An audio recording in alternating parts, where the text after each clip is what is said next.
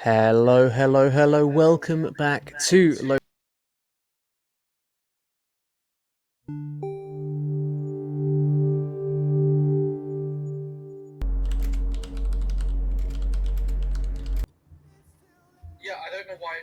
Okay, we're back. Hello, hello. I'm still Rude, joined by Tangerine. We have 4 matches overall, 2 best of 2s lined up for you guys today. How are we feeling, firstly, with our first matchup of Justice Valorant against Billy Bob Gaming in the SOL Div 1? Well, from what we've been seeing, I think Billy Bob actually has the upper hand against Justice Valorant. You know what they say, Bob the Builder, can he fix it? Yes, he can, and he's going to fix the situation against Justice Valorant and just absolutely demolish them with these 3 maps that they have just not picked. Yeah. Best of 2 today, we have Haven and Icebox for your viewing pleasure. First game, Billy Bob will start on the attacker side on Haven, and on Icebox, Justice Valorant will take it. Interesting you're favouring Billy Bob after they're coming into this. They're currently sat in 9th, but they do really need a result today. Top 8, make it through to playoffs, make it through to those quarterfinal stages. Justice Valorant, very happy with where they are right now. Currently sat in 4th. It would be not technically impossible, but very, very difficult for them to fall out of playoffs themselves. So Billy Bob really need the results today. Next week, they're up against Project Swede, our overall 1 seed right now. So it really looks like this is the time for Billy Bob to step up. Well, we've seen them do the impossible before, and I'm sure they can do it again. This will definitely determine a lot for them as a team if they continue in SOL, make it to playoffs. But, maybe that's where they start locking in, and maybe they do well now. Maybe they have to do it now, otherwise it will be a never situation. As I say, Project Swede next week is not a fun matchup for anyone. They have lost 3 maps, all split. A brutal matchup to be facing on your final day when elimination is staring you in the face. Going up against that 1 seed, they today play against Lundvisk Lightside Valo, who are also contending with Billy Bod for that 8th seed. So both these teams have some tough run-ins on the way, right the way through to playoffs. 2 maps today for Billy Bob, both of them against our 4 seed. There are chances, and there are going to be openings that they're going to have to find some way, somehow. I don't expect the best of odds, if I'm being honest. Billy Bob haven't convinced me. They seem to have convinced you, so I'm interested to get your take on what you've seen that's really changed your opinion. Honestly, with the maps that have been picked, Haven and Icebox, I feel like there's a lot of strategies that can go in, especially since they're starting on the attacker side. Since I've just noticed that, yeah, they're starting on the attacker side.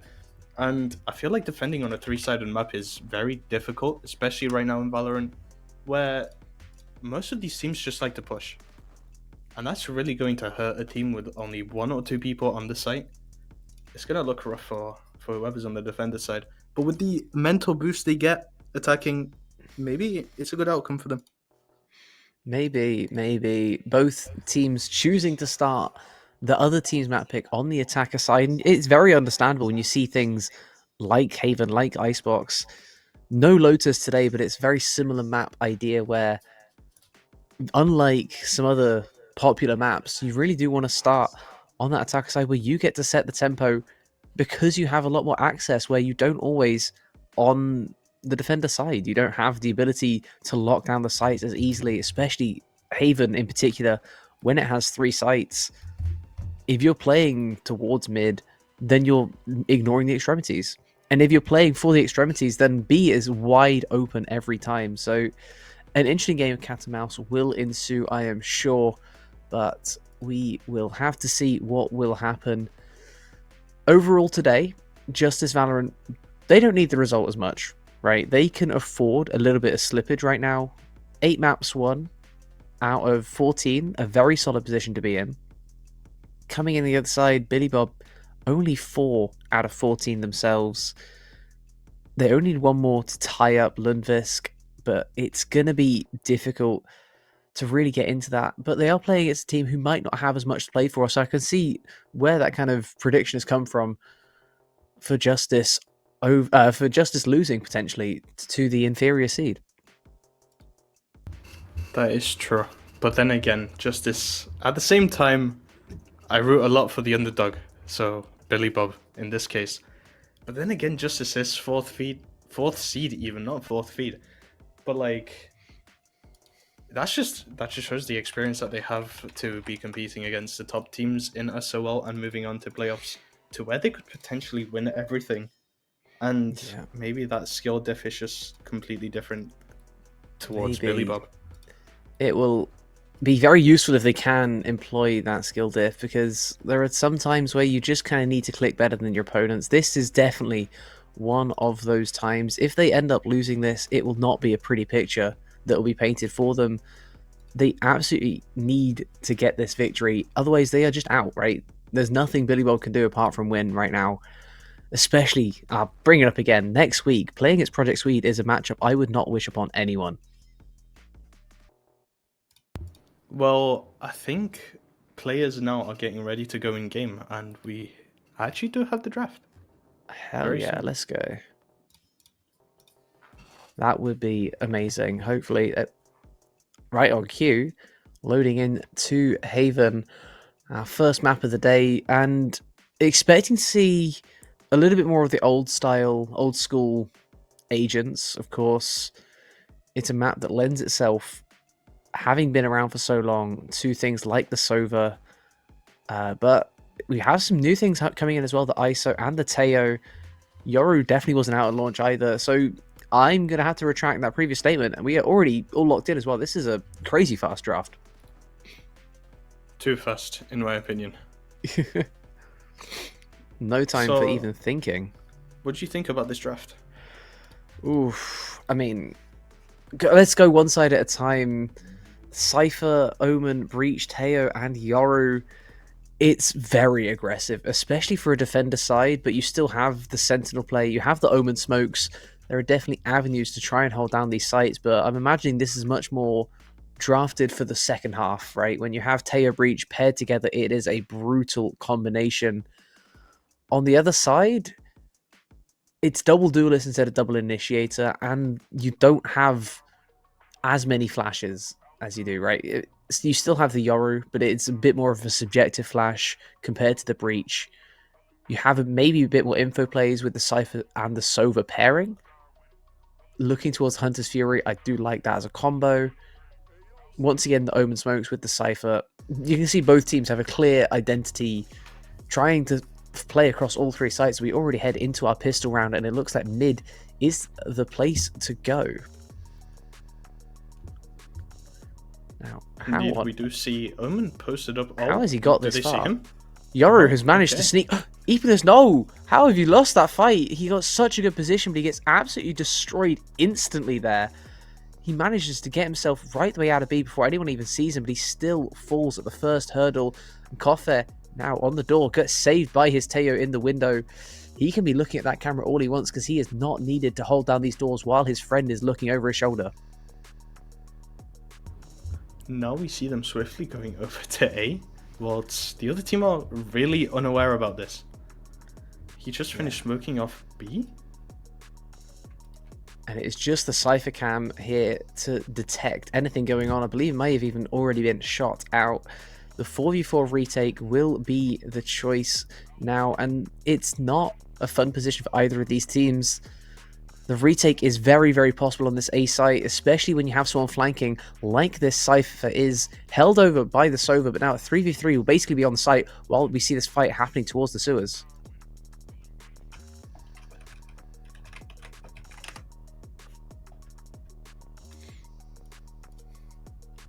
Oh. Coming into the site, already 3 kills. Wow, the defenders have instantly retaken the site. It's just the Sova left alive on a long, and he's already dinked down. He's going to get chased down. FKS dead. Gets one in return, but it will be Fisher. The Teo coming through with the triple kill to defuse the spike just in time. And a beautiful first round there. A pistol taken already. A very solid start coming in from these defenders. Well, as we saw, Billy Bob are really going in with the attack and with this 3-sided map. As I predicted, when there's just 2 to 1 people on a site whilst 4 are rushing, it's not going to look good for the defending side. And I've just realized I'm waffling because they lost. Yep. Guys, casting and observing is not very forgiving. Yeah, that is something we should bring up. We should give ourselves a little bit of slack today. We are a little bit understaffed. We have Tangerine very kindly observing while casting with us. It is not the easiest of things to be doing. So big respect for that. But yeah, let's have a look into this second round already. The double tap being taken away through a great amount of damage. Already put out Mugginator with a double kill on the Ghost. A triple. And it's a flawless round. Epulus able to help his Omen eventually. A very clean round coming in, and it's going to really boost their economy. And once again, they did prove me completely wrong. You're gonna have to get used to that. It's what teams love to do when you start talking. Exactly, they love to prove me wrong. But at the same time, I like that. They show me what they can actually do. Since we just saw that they tried to push as a 5 and still got done by the only 2 people defending the site. Yeah, a big start for Justice this. 2-0 already, and a flawless on that second allows them a massive amount of leeway heading into this bonus. Looking already through the sewers, they've managed to plant the smoke so deep. But they have full control of A. Only the 2 players over here needed to defend this. They can really stack the rest of the site, the rest of the map now. They're going to start letting them through, but the Yoru on the timing in sewers. Is he going to peek in? He has. He's only got 1 though, and his Teo will fall as well. So it's only a 1-for-1 in the extended play. Mugginator now on the judge through the window. He has been heard at the very least. Now it's just Epulus, 45 HP, 25 shields. All he has to his name. And he's going to be looking to take this fight. He doesn't have a choice. That's a Euro clone. You don't want to be shooting out. You want to be shooting the Euro himself. Going to have to disengage. It's another 4v4 retake attempt, but this time no flank. Unless Omen goes for it, maybe.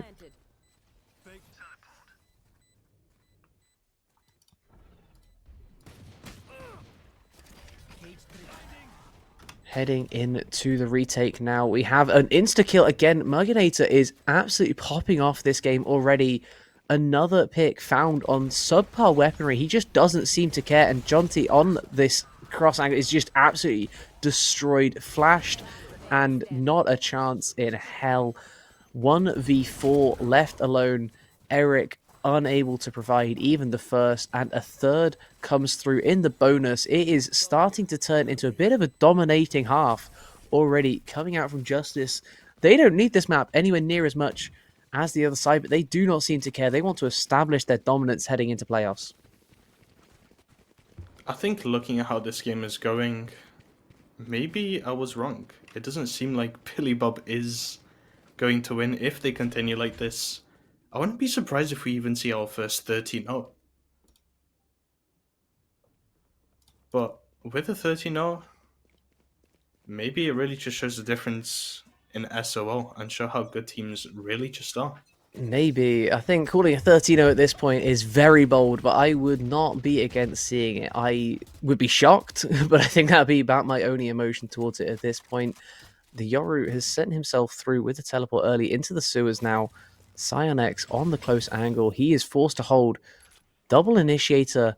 All that's left to defend the A site against a bit of a default coming out on the eco half buy from Billy Bob. They are very much so underpowered coming into this. Not the most fun, but they're going to still look for the round. The Sheriffs can still prove deadly at every turn, and it will be the full disengage from the A site. The Euroclone is enough to keep these initiators over here, and it's just the controller Sentinel left alone on C. If there's a pairing that I wouldn't want to push into, though, I think Omen Cypher is definitely up there. The util they have at their disposal would normally be enough, but not today, not right now, because somehow Little has managed to find the first. EPless, oh my god, what a crazy push. A second kill found in the round, but that will be it for him. He's taken away, but it's already going back the other way. Shrew left alone, a 1v2. Very good damage inflicted, but 11 HP is all he has to his name, and he will fall already a fourth on the board for Justice. A very solid start as we head into our second gun round.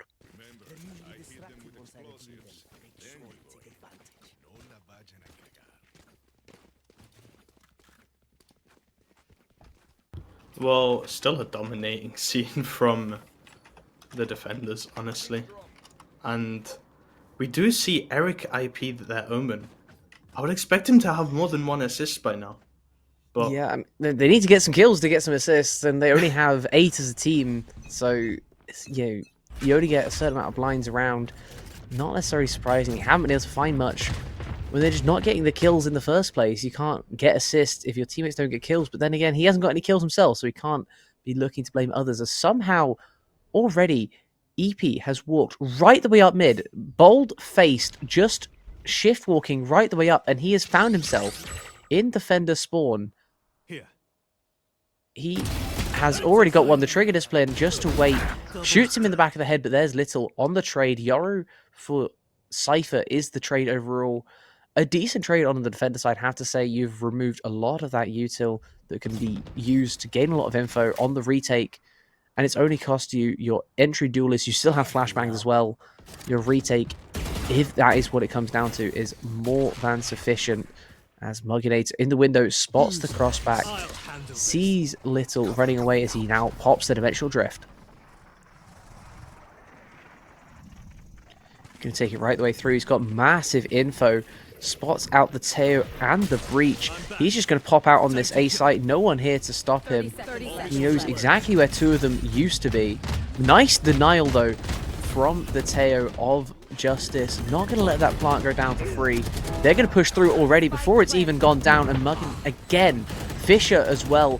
And it's a 2v4. And make that a 2v3, though. FKS has something to say about it, and it's already over. He has nothing else to say. His head is off of his shoulders. He can't talk anymore, and it is a 5th. well, the diff continues.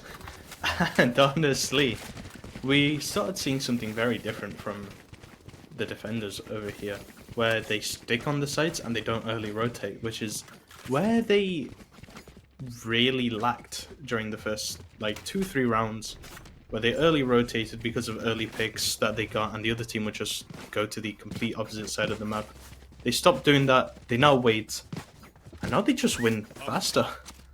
Yeah, winning faster is definitely what they're doing, and let's see if they win even faster now on another rough buy. The stun comes through, and they're just going to push on this. He is pushing super deep, and it's actually a little bit over-aggressive.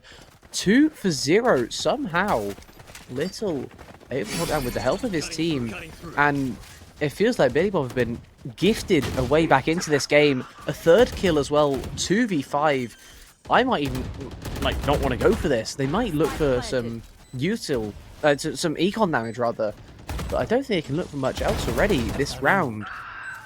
2v4 now as Koffer finds the Cypher looking the wrong way, but there should not be a way back into this, and there is confirmation, all but, as Koffer is left alone 1v4, and Ace would be forced to get a 6th onto the board. They will have to look forward to the next one. He can save his full shields. He has more than enough econ if he wants to just buy up from scratch, though. Either is a solid option, but it looks like he is waiting, saving that Vandal, doesn't want to spend anything more than he has to. And getting the save is exactly what he's gonna do. This is the first time we've also seen Billy Bob Gaming switch their strategy realistically. Every time they get an early pick, they either stick with it, let someone die from their team or the enemy team, and then they always rotate straight away. This time they got a few picks and stuck to the site, which probably confused the other team just This goes here. Oh, this is a nice completely, spot. and they finally lose a round. Maybe this is the start of Billy Bob. Yeah, and it could be the start of something a whole lot more, especially when they get given a round that was so cheap for them, so efficient. The fact that the other team gets a little bit overconfident, pushes in, could start to change how the momentum of this map is going, or it could equally turn back the other way. This is a massive swing round right now. Neither side really is looking too great so far, so this will be the big swing round as we get a little bit of jiggling over towards the door. Muginator going to have to hold his trigger as he sees the Yoru come through, and Little really trying to bait this out, and he swings straight into the ISO. That is a very bold play. Doesn't realize that it was more than just the Yoru. Two duelists ready to face him off, and the Omen will fall. That is now no more smokes, apart from a couple of cages of Kofes. It's a really difficult thing now to hold any of these sites, least of all the C, and he has already fallen. A beautiful, I believe that was a recon dart. Spotted him through his own cage, gives over a site, another 3v5, and this is a massive path now back into this game for Billy Bob. Shrew, a beautiful flank that he has found. Holds his trigger on the fake Yoru clone as well, and he has found two of them in the back of the head. A lovely double kill for him, maybe even a triple. There it is, a flawless round as well. Billy Bob bring it over the line. A second already, and it's close to breaking the econ now. See, this is the fierce Billy Bob I was talking about at the start of the game. No, before the game even. They can slowly start to prove what they are made of with these easy wins. The switch of strategy has clearly confused the other team, and maybe this is where they come back, since clearly there is going to be no more 30-0. Yeah, your initial prediction is definitely out of the window now. 2 rounds on the board. It is by no means the end of the world, but still, from 5-0 to 5-2, this could be the changing of the tide. Already a little bit of damage taken on Shrew. A decent tag through basically just standing in A main, as once more these doors seem to be the weak point of this defense that they look to exploit on Billy Bob. Something we haven't seen is exactly this. Both teams just playing really slow and passively.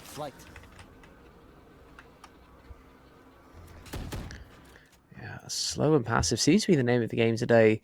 Neither side, apart from that one round that was a big throwback the other way, neither round has really enforced much aggression. But this time, the walk up on C long and the kill already going across. A 4v5 now forced. The lurker has gone. They know exactly where they're going.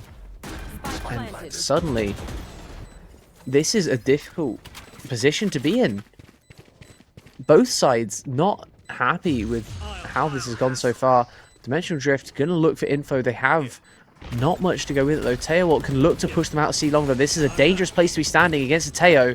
They cannot afford to be here while he's here.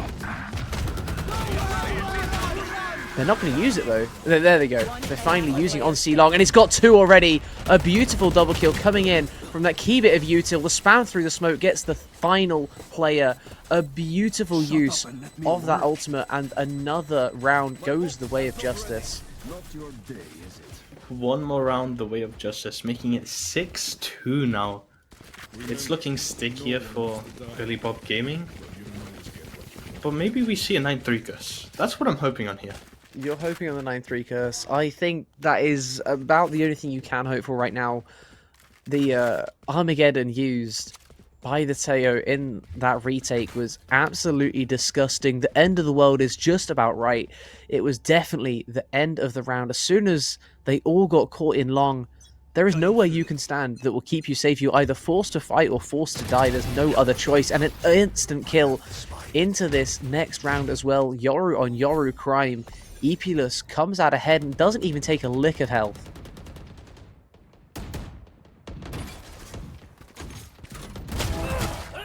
Wow. Muginator, you are a bold man for peeking up like that. Standing on top, teleports on top of B site, takes the gunfight, and just kind of wins it because he can. On the other side of the map, the lurk play from FKS has found one, but he has been spy cammed, so he had to remove that tracker in a cubby. A 4v3 as the map falls silent. Trying to work out where they want to go. A really nice hold so far from Justice. 2 picks early. They lost 1, but now the rest of the map is so difficult for everyone to push into. Fisher on this long angle. A is an impenetrable fortress. They're going to look towards B instead. Mid is the choice for Billy Bob. But there's no options there either. There's 3 people looking between the window, the Cypher, and the breach player. There's nowhere safe on this site. They're going to look to push in. FKS will take first contact and force the Cypher off the angle. They're going to look to just take the 4v3 plant in the open, see if they can hold the retake. But there it comes the Teo Yuta once more. They are not allowed to plant on this site. And Muginator pushes in. To his detriment, though, he does fall to Jonte. And now another thing to delay this plant. The breach ults. Jonte taken into the 1v1. They do get the spike down, but Cyanex will win in the pit. And it is a clean 3v3 retake coming in a 7th, all ready for Justice. Honestly, I think Billy Bob Gaming were just really undecisive that game.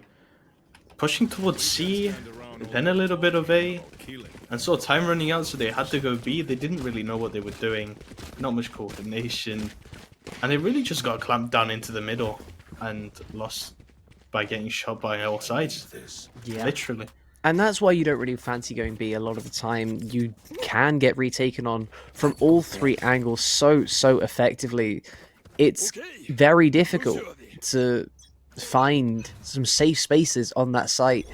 Everywhere that you think is just a default position that gets cleared every single time. You're having to look for random little angles. Otherwise, you will fall. As we have a look, already up C long is the attacker side. Billy Bob not wasting any time this time. Muginator's found one on the back of site. He's already traded, and they push through the cage as well. Eric with a double, a beautiful step-up play. He's needed it, and Epulus will trade another one back. Can they find this Cypher on the flank? Oh my god, Fisher, that is disgusting. A nice flick to get that second. 2v3 now. FKS will be put into the 1v3 as his duelist will fall. He takes a 1v2 fight. That's a risky play, but he kind of has to take it. Gets 1, gets 2 through the flash. He doesn't give a damn. 3 bullets left. He looks to reload. No, he doesn't even. He goes for the swing. He gets dinked down to 1 HP. How does he survive that? Recon dart over the wall. Still only 3 bullets in the mag. He's going to look. He has to hit the 1-tap. Otherwise, he will fall. The push around for Fisher. He knows he's low. He goes for the spam himself. Also down to 3 bullets in his primary. He looks to go to the classic, though. He can delay, but he can't delay for much longer. He's just going to go for the full stick. He knows his defendant is low. And finally, the round will go over. 7 HP faces 1, but both will survive. Well, honestly, I wish we did have a replay on that one, Ru, because I think that was all down to miscommunication. You could see that FKZ thought the bomb was clearly planted somewhere else, just a little bit closer to him, somewhere where he could wallbang, but clearly it wasn't. Yeah, and it's planted for C long, but they just didn't have the time to retake it. The C long player dies, and suddenly he made a lot out of that 1v3. Got to be fair to him. It wasn't a fun position to be in. He made the most of it, and now with this Teo, it's interesting to see how much A presence they're able to get just from that insta-util coming out. It does reset, so we can use it whenever they need it. But instantly, no time have they been able to get onto A long at all, and it's just given them so much power. Kofek feels like he's been forced right the way out. And he basically has the dimensional drift. Oh my god, Muginator, that is disgusting. He doesn't need to see the Yoru in front of his eyes. He can shoot The Omen behind, no more smokes now. The rest of the round. And a difficult third to be put on the board for Billy Bob in the 4v5.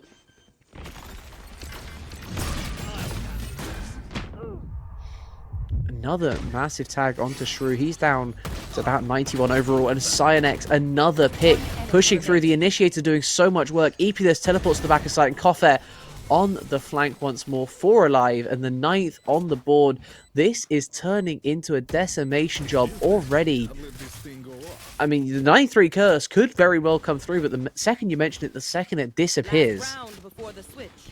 Well, they only have one more chance to prove me right. So hopefully they do. But I don't see it happening. I see a lot of miscommunication from them, and It's not been a good really start. coordinated. It has really not been a good start. Muganator and Epilus filling up the top of the scoreboard, doing absolute damage across the board. 13 and 6 on an Omen, holding down this odd little passageway that exists on the map. The garage is not open for business today. Looking now towards the A long. Finally, they look somewhere else, but it is not the place they should have gone. Yoru committing to this angle for now. He has another flash that he looks to throw out. Decoy flash over the wall. He goes to the swing, gets one, doesn't teleport out, and Eric actually found another on the swing. It's a 2v2. Somehow, it's not the worst position. Yonte gonna entry onto the site. There's no one here to meet him. The double tap will fall, but a decent position. A 2v2 post plant, but it is only the light shield. A one-shot headshot from any range now from these weapons, as the Heaven and Long seem to be the pathway of choice for these defenders trying to retake the site. Cypher heading towards Long. Omen above Yonte himself. Falls down. That's a beautiful play. He blinds below him. Yonte has not a clue. Eric now a 1v1. Beautiful headshot on his other Omen. And he teleports out. Both players know exactly where each other are. Beautiful blind once more. Omen's making the most of this ability, but 11 HP. All Eric has left. Looking to push through the smoke. And somehow, on the classic, wasn't enough to hit him at all. And a survival, a 9-3 confirmed. Well, maybe sometimes they like proving me right. That's new. That is very new.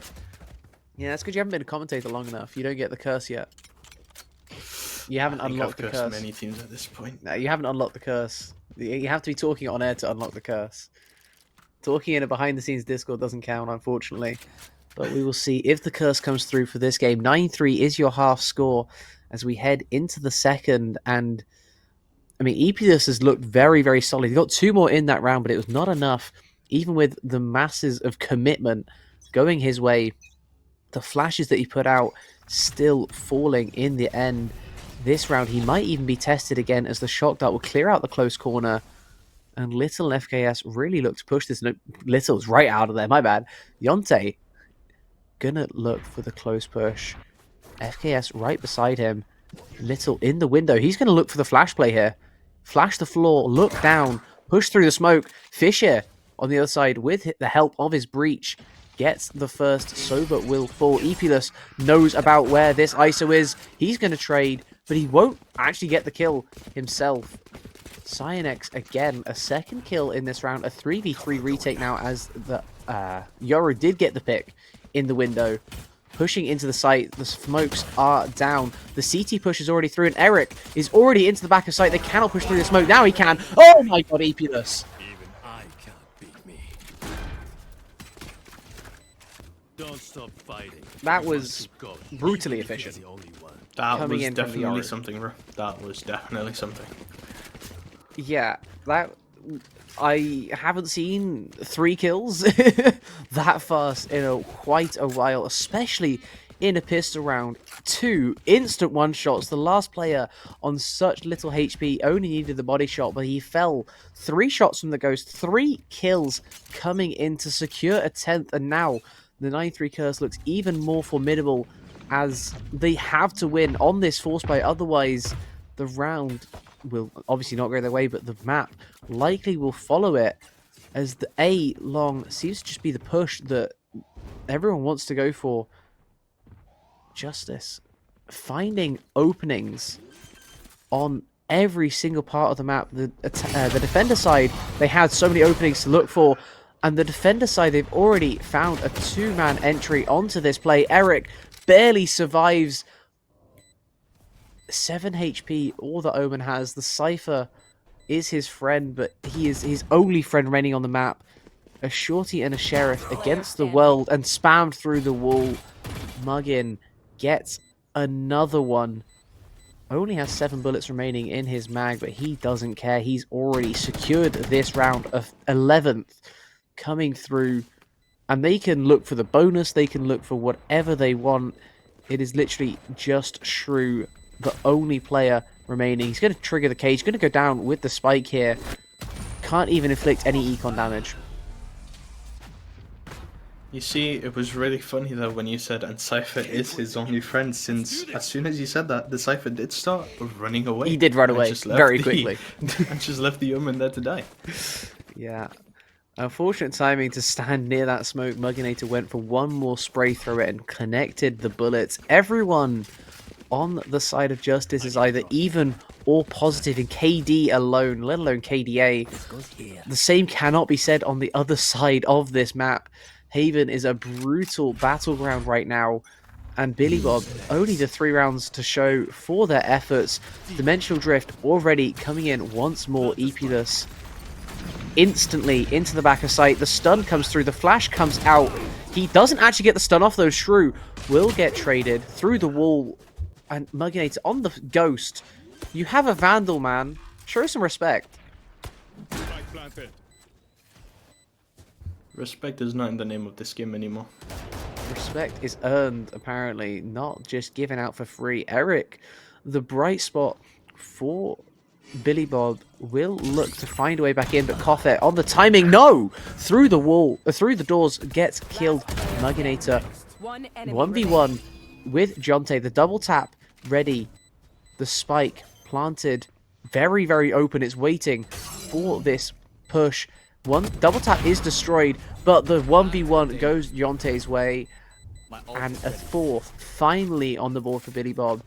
They're going to have to win so many in a row to get this back, though. What do we learn by I'm not going to see it happen. I was a very big Billy Bob supporter at the start of this, and it's sort of just really fading away, if you want me to be honest, the more I watch this. Yeah, fading quicker than Alan Walker at this point. Sorry. Got to win 10 in a row to clear this out in normal. If it goes to OT, then sure. Somehow, some way, they have to win 9 of the next 10 to make it happen. 8 of the next 9, sorry, I can't count. Fish it, pushing into mid. The A presence, once more, very solid for the defender side. This time, of course, sides have swapped from when we saw it last. No Teo, though, so there is a little bit of room for early maneuvering. Not chosen this round as Mugginator already pushes through. Doesn't give a damn about these cages. It's his own ciphers. He's just going to walk through them. No audio cues from that. ISO steals somewhat. He's stolen. Yeah, he gets the kill as well. Steals the Cypher, gets the kill. A beautiful play. Now FKS on the close angle. Doesn't even get the traded. He will find a 2-for-1. A beautiful play. Anchoring A site. A 1v5 is now required for Epulus. He does find the first on the trade eventually. But now 3 walking up mid. He is getting absolutely hounded. He's going to send his teleport. He has an escape route potentially. He's found some openings as well. They don't know how far away he has got. Obviously can't see where that teleport was going to go.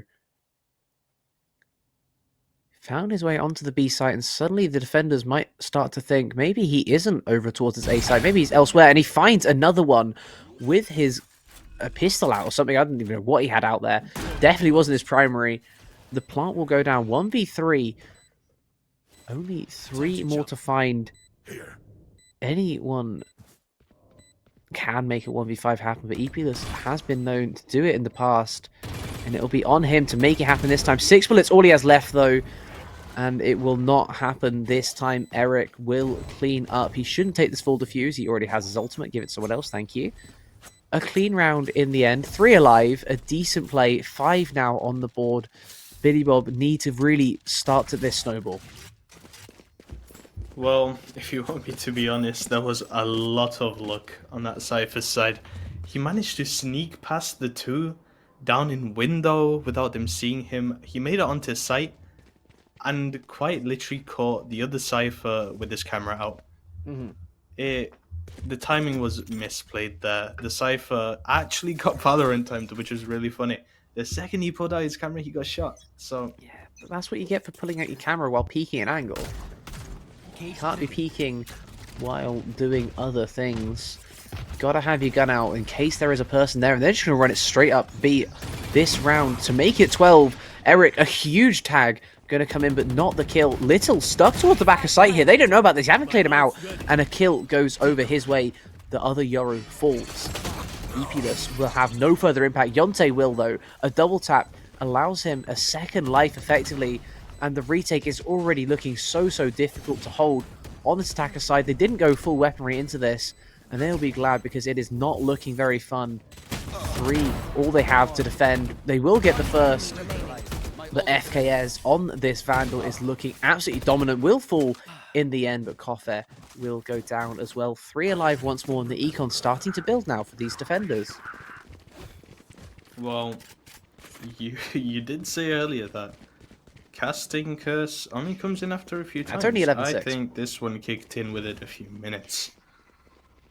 It's only 11-6, right? Right? It's only 11-6, but we also thought Justice would have won by now. I have to admit, after that dominant first half, when it was 9-2 especially, the chance to make it 10-2 felt like it was almost an inevitability, but not quite. And it's going to be the instant push. They're just going for aggression. It seems like that is the reply that they are looking for. Breach stun will clear out the C site. They have amazing access now. The full site given over. A 5v5 retake is the choice. Hunter's Fury coming through. A massive tag onto Coffee. A massive tag again. He finds a different person and he gets a double kill with the ultimate. They line up perfectly in another 3v5 retake.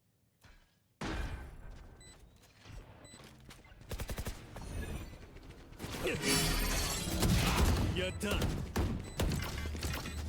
In this retake, Yoru once more. Little, a beautiful double entry. Eric cleans it up. A 7th round found. Flawless coming through. And suddenly, I'm starting to believe.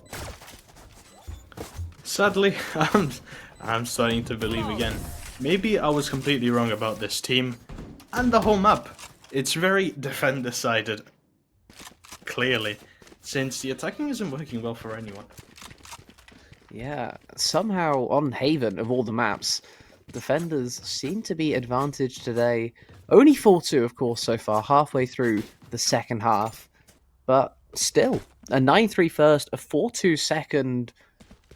It's an interesting change from the status quo as another buy will be coming through here. Gonna be forcing our Justice. Gonna look to just push A this time. All the other aggression hasn't worked. They're going to look for a little bit of a slower, more measured aggression, waiting perhaps for John Ted to peek in. He's going to go on the close angle. He's not going to go deep. Doesn't even bother proccing the double tap because he knows there is a good chance of enemies awaiting him. And it is a very smart choice in the end. Going to hold the rest of the sewers from a bit further back. Doesn't want to just go and feed his life away when it is so difficult to get back into this game. They still have a long way to go. 6 more rounds left on the defender side, and they have to win all 6 to win out in OT. They can only afford 1 slip, and the dimensional drift will come through. Epulus finds 1 in defender spawn, finds the stun as well. Already saw the stun hit. The Teo going to come through with massive damage as well. Epulus has gained so much ground, they're not even going to push through CT. They're just going to wait. Force it into a 5v5 retake. They haven't had much success in the 3v5, but this time the 5v5 is a very different matter altogether. Little has found a lot of info himself on his own dimensional drift. The stun comes through, but they cannot make it through. Cyanex somehow finds the kill, and the tail ult now comes through as well. This is an impossible retake. A 1v4 left alone, and ooh. I can't believe what I just saw. Did he just walk into that? Yes, he did. Yes, he did. Okay. Well, it's match point. 5 rounds is the requirement. Can Billy Bob take us to OT, or will we get our first map rather, over and done with? This has been one of the faster games of Valorant I've seen in recent times. None of the rounds really going the distance. Only 1 or 2 explosions, quite a few early diffusers, and a whole lot of eliminations coming in. The Omen on the operator, teleported up at the start of the round. He's going to look to take the shot and fall off the angle. If this Yoru peeks a little bit too far, going to look to shoulder peek, and it is so close to his shoulder peek. He oversteps it, but just about avoids the bullet. Muganatus found himself in defender spawn. He is teleported right the way back there. He's going to look to catch off these rotates as they come through. A very interesting retake now comes in. The left side, the C side of the map, is basically abandoned by the defenders, and unfortunately for Muganator, that's the side that he chose, but Little has found 2 picks of his own. Shrew now finds Fish here as well, a 2v4 on the retake. Make that a 1v4 as Yonte gets another in the ISO ultimate. Eric finishes it off in style. The operator will find value, an 8th on the board.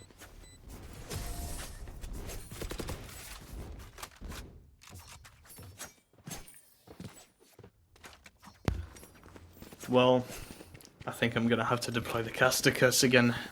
It's gonna look like a sticky one again for four. Yes, I forgot their name, which is amazing. For the attacking side. There we Billy go. Bob. No, Billy Bob, I think they have a chance again. I think they can make it through all the way to take this to OT. They're going to have to put 4 in a row together if they want to make that case.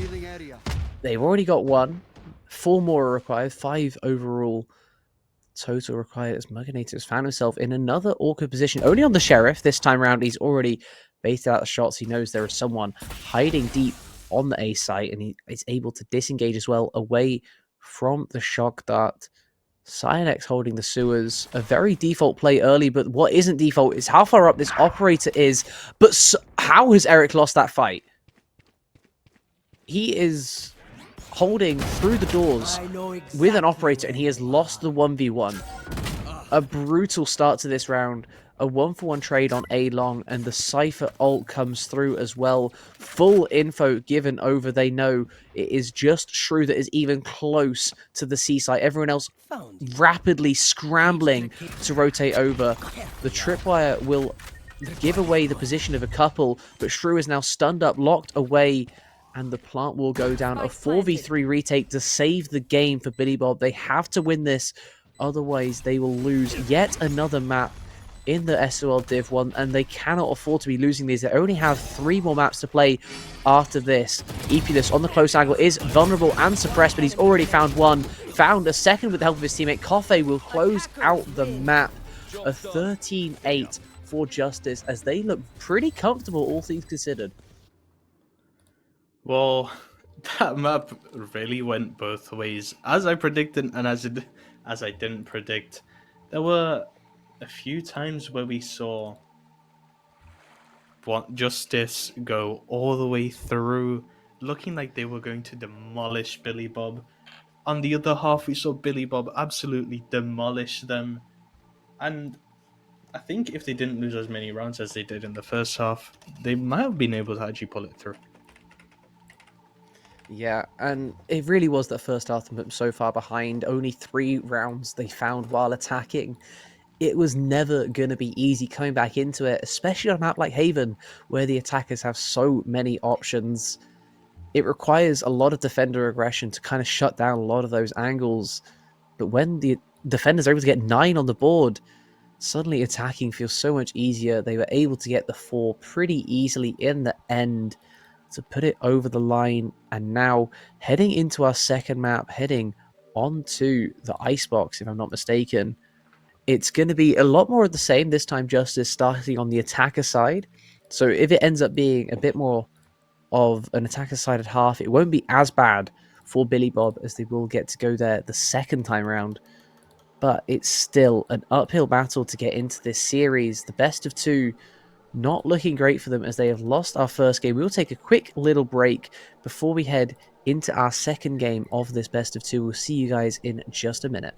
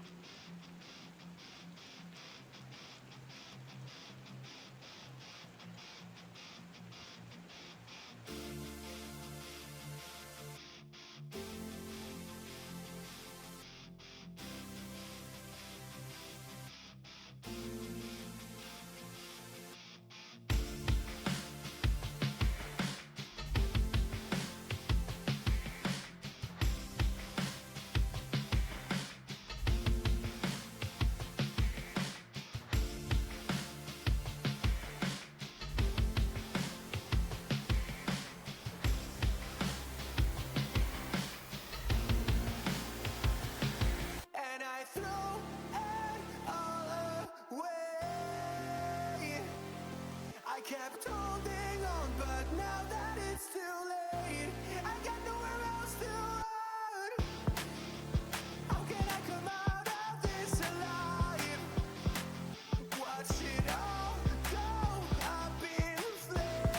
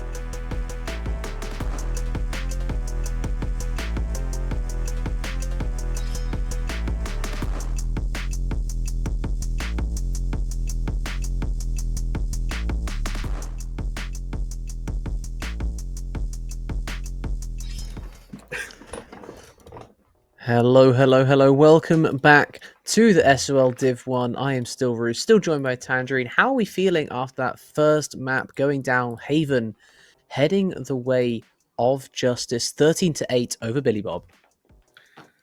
I think in this game we're going to see something very different. We're going to see not a close game, in fact. I don't think anyone will make any comebacks. Someone's just going to absolutely demolish in both rounds, and that's how it's going to go. Okay, that is a bold prediction this time. Coming in, pointed out once more, for finality's sake, Billy Bob really do need a result coming into this second map. They absolutely require it. Otherwise, they will be forced to get map wins against Project Swede. And that is not a fate I would wish upon anyone, least of all a team contending for playoffs. Playing against that one seed is not going to be a nice thing to happen, especially on that final day. So the pressure right now is really on Billy Bob to get at least a draw in the best of two against Justice. Otherwise, heading into next week, they're basically down and out, looking down the barrel of the gun. Lundfisk likely going to be very happy, though, if Justice can hold their own. The final playoff spot is under contention, and the draft is already over. I barely even saw that it started. Can they chill? That Please. was way too quick, just like the first game. Yeah, I would like to have had like a second. That would have been nice. Either way, we don't get a second. What we do get is the team comps guaranteed for us already. On our attacker side is Justice. On our defender side is Billy Bob. So with that in mind, on this defender side, we have the Killjoy Jet, Sova, Teo, Viper. Interesting seeing a Teo on this map. I haven't seen one of those yet. With it being an older map, a lot of the newer agents don't always get ported over, but this time it has been. On the attacker side, Killjoy, Jet, Viper, Sova, and the KO is the sole replacement of the Teo. So very similar team comps, but a little bit more util favored. Flashes over damage is about the only difference as we head into our pistol. Revealing area. Instantly, the knife comes out. Little pushes through, finds no one on the A aggressive play because there's no one there to find. The attackers playing very, very safe, and instead will be the tube that they choose to go up. Magulator, with a little bit of a pre-fire, didn't find anyone that time. Yonte will be here to catch them as they push through. The big fight coming through. Right clicks on the classic will not find the damage required, but Shrew will instead. A double kill. Holding down the B anchor position is this Viper, which they do so effectively every single time. Now Little and his Teo little friend on the angle. He is completely blinded. A beautiful flashbang takes us into a 3v3 where Epulus will not hit the shot. FKS will find two. Wow, what a play from him. Holding down A site. Now a 1v1 already though. And Shrew on the angle. A third kill in the round. Fisher will not be winning a 1v3 just yet. And Shrew, after getting those two, holding down B, moves back over to A and finishes off the pistol. Well, we too like seeing very fast pistol rounds from both of these teams, as we saw last map, and it's going to continue. But will it happen this round? No one fancies chilling today. Everyone is going mega pace. One of the faster pistol rounds you are likely to see in Valorant, if we're being honest. They didn't just go die, so there's something to be said for that. But beyond that, it was pretty damn fast as we head already into our second. A rough buy coming in for obviously the losing side in that pistol. You don't want to buy up too much because you can always buy rifles in the third. Looking over towards mid, Yonte on the Bulldog. Not going to find the player in mid because there's no one to find. Only person that's there is the two-player. Once more, it's interesting to see a lot more play coming in for this tube than is typically seen on Icebox. It is a point of contention that Justice really want to nail down, really want to prove their dominance. A lot of teams favor just going towards one of the sites and playing it out in a retake fashion, but this time around, they're looking to block off the rotators, but unfortunately, Coffet is now very confined. He is stuck in this tube one way or another, locked down by the angle, held by the Outlaw of the Jet. Heading over to the B site now, Shrew decides this is the timing to walk behind the yellow box. Looks for the swing and gets one instantly. Epulus will fall. Traded though, Muginator on the classic gets Shrew down, so it is a 4v4. If the retake does come through, the plant will go down, and it is a very open plant, as always happens on the B site. Yellow box, a very happy position for these attackers now to try and defend as the no-scope attempt. Little, very greedy there, looking on the no-scope, doesn't get the kill, and now it's a 1v3 for Eric as a result. Left alone after winning the pistol. Not the way he expected this round to go. Just a Bulldog. Gonna find one through the wall. Coffe's shoulder was peaking. 8 bullets, though, all that's left. And if they double swing off of this, if they swing off the contact, they should be able to get the kill, but he doesn't quite find it. And somehow, someway, Eric picks up a 1v3 to save the pistol conversion. Clutch. A little recognition is nice. We're seeing... Thank you. I don't even know how to describe that round. I didn't expect him to win in the slightest.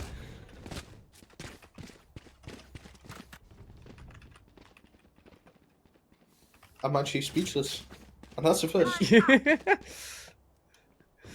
Yeah. I, I don't quite know how he managed to get his way back into it, but it looked like such a happy start for Justice in that round. Able to get so much for free. They didn't have the weaponry, but they still traded efficiently. Got it into a 3v1, but they weren't able to convert this time around. And now heading into their gun round, it, unfortunately, will not be a massive buy coming in. A lot of guns taken away. Just the Bulldog was saved, and it was actually dropped over as well. A lot of Sheriffs, a lot of Ghosts heading against full rifle weaponry. A very difficult bonus to convert right now.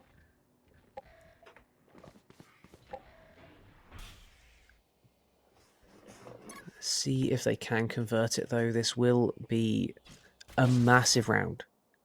If Billy Bob can get this third, their whole half opens up so easily. Recon Bolt is going to get destroyed. No info gained, apart from the fact that he knows at least one person is still over towards A. They might have heard the noise cue. Epulus looking to enter, has his dash ready to go. He can dash wherever he wants. He's going to peek over the top and finds Eric slacking a first kill, a second kill as well. Traded out eventually. FKS with a beautiful shot to try and equalize, but it is a little bit late. Outlaw now for Little on the Heaven. Nothing going to be found though, and he is forced to retreat before he's able to do anything. Mugginator again, a big pick, and now Little stuck on the angle, facing into the heavy shield. He can't get the kill. 140 is not 150. He will fall and fish it on the exit as well. 4 alive, a very clean round coming in. Well, finally, Billy Bob Gaming do lose a round, and unfortunately, it's during the buy round of all things. Maybe Justice just aren't made for pistol rounds. Maybe. They did alright in the pistols in the first game though, so I'd be surprised if they changed all too much. Heading onto Icebox, but now will be the big buy. Both teams full rifles. This is the key round. This will dictate how the first part of this first half goes, and there is info already. Little finds one, knows there's another waiting for him. He's just going to disengage. Epulus will not be able to trade his fallen comrade. The Sova with the Hunter's Fury as well, by the way, will fall. Spike is dropped. A main. Mid is handed over to the attackers, so it's not all lost, but a very difficult 4v5.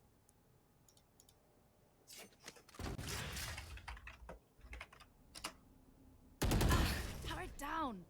Here. Yonte spotted at least one.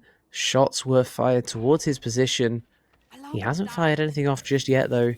Still a full mag waiting on Mugginator to take a step too far. He will not look for that just yet, though. He's going to let his team cross through. Even if they were looking at mid from B, they wouldn't have spotted anything there with the Poison Orb. Now heading right the way through mid. And a great kill found. First blood. Eric eventually first blood. Second blood rather. I completely forgot about the fact other Sova had already died. But the Jet is already pushed right the way through A as well. They're forced onto B. Forced into the Viper, which they have found the kill. Shrew caught out a little bit slacking there. There are a lot of positions he could have been playing in that would have kept it a little bit safer. Kept him a little bit more alive than he ended up being. Yonte is very fast through here. Killjoy via Killjoy doesn't even need to come through. Mugginator finds another Little on the fast flank. They don't know about the Teo positioning, but they can suspect he might be with his friend. Dash into the Heaven. Nice kill, Cyanex. Finds FKR, and Coffee as well gets a third. A huge round. The gun round heads over to Justice, and the fifth now likely heading their way too. I mean, buy rounds seem to be where Justice is more comfortable. I think if they keep this up, screw up Billy Bob's eco, they're set up for win, and Billy Bob is set up for failure. And they cannot build back up from this, as Bob the Builder will not save them. Yeah. An unfixable 5th round likely headed their way. But stranger things have, of course, happened. And Valorant is a game where sometimes the weaker weaponry can win. A game of percentages will come down to who hits the headshots at the right time. And it will be Eric likely tested on the Sheriff, the only person over towards this A site. The defenders have taken a whole lot of mid presence for everyone being over here, but Epidus instantly kills Eric. That Sheriff will find nothing. The Viper's pit now onto the back of A, and the plant goes down. Another 5v4 that is very difficult to retake.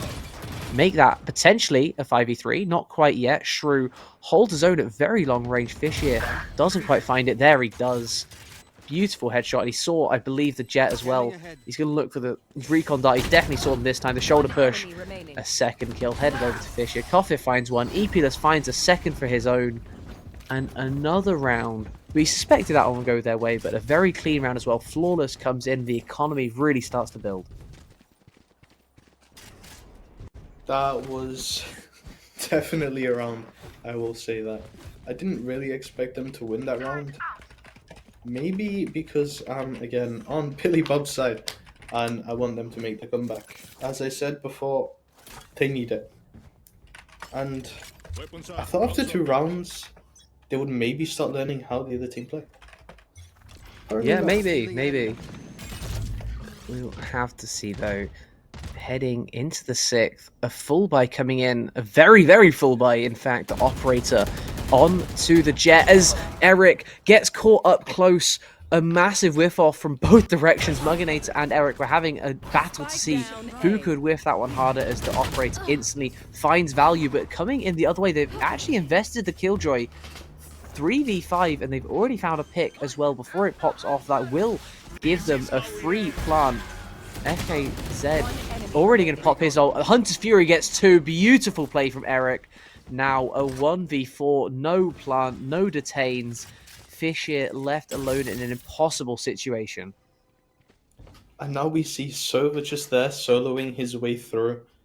I feel like this is an impossible round. I don't think he's going to do the same thing as the opposite Sova, but damn, he just proved me wrong. That's first. I mean, that's a beautiful kill. It's still an uphill battle in this 1v3 as it is now. He's going to look for the shock dart. A nice tag as well onto Shrew, who may feel forced to push, but he isn't actually forced. He is locked in here. Fisher has no method of escape. His gun barrel was spotted by the drone. He is hit with a recon bolt. And now the Killjoy activates off, looking for the fast flank, even if the 2 on site fall, which it looks like it's possible. No, Shrew with the headshot doesn't even allow that as a possibility, but the Killjoy was there anyway. Either way, 3 alive, and a decent way to get back into this. The operator is saved as well. Operators bought on both sides. Interesting that it appears Mugginator on the Viper will be the first to take that. Viper taking it is unusual since, honestly, I probably would have given it to the Taser. Yeah, you can't even say it's spawn dependent either. It's a game where everyone chooses where they spawn at the start of the round.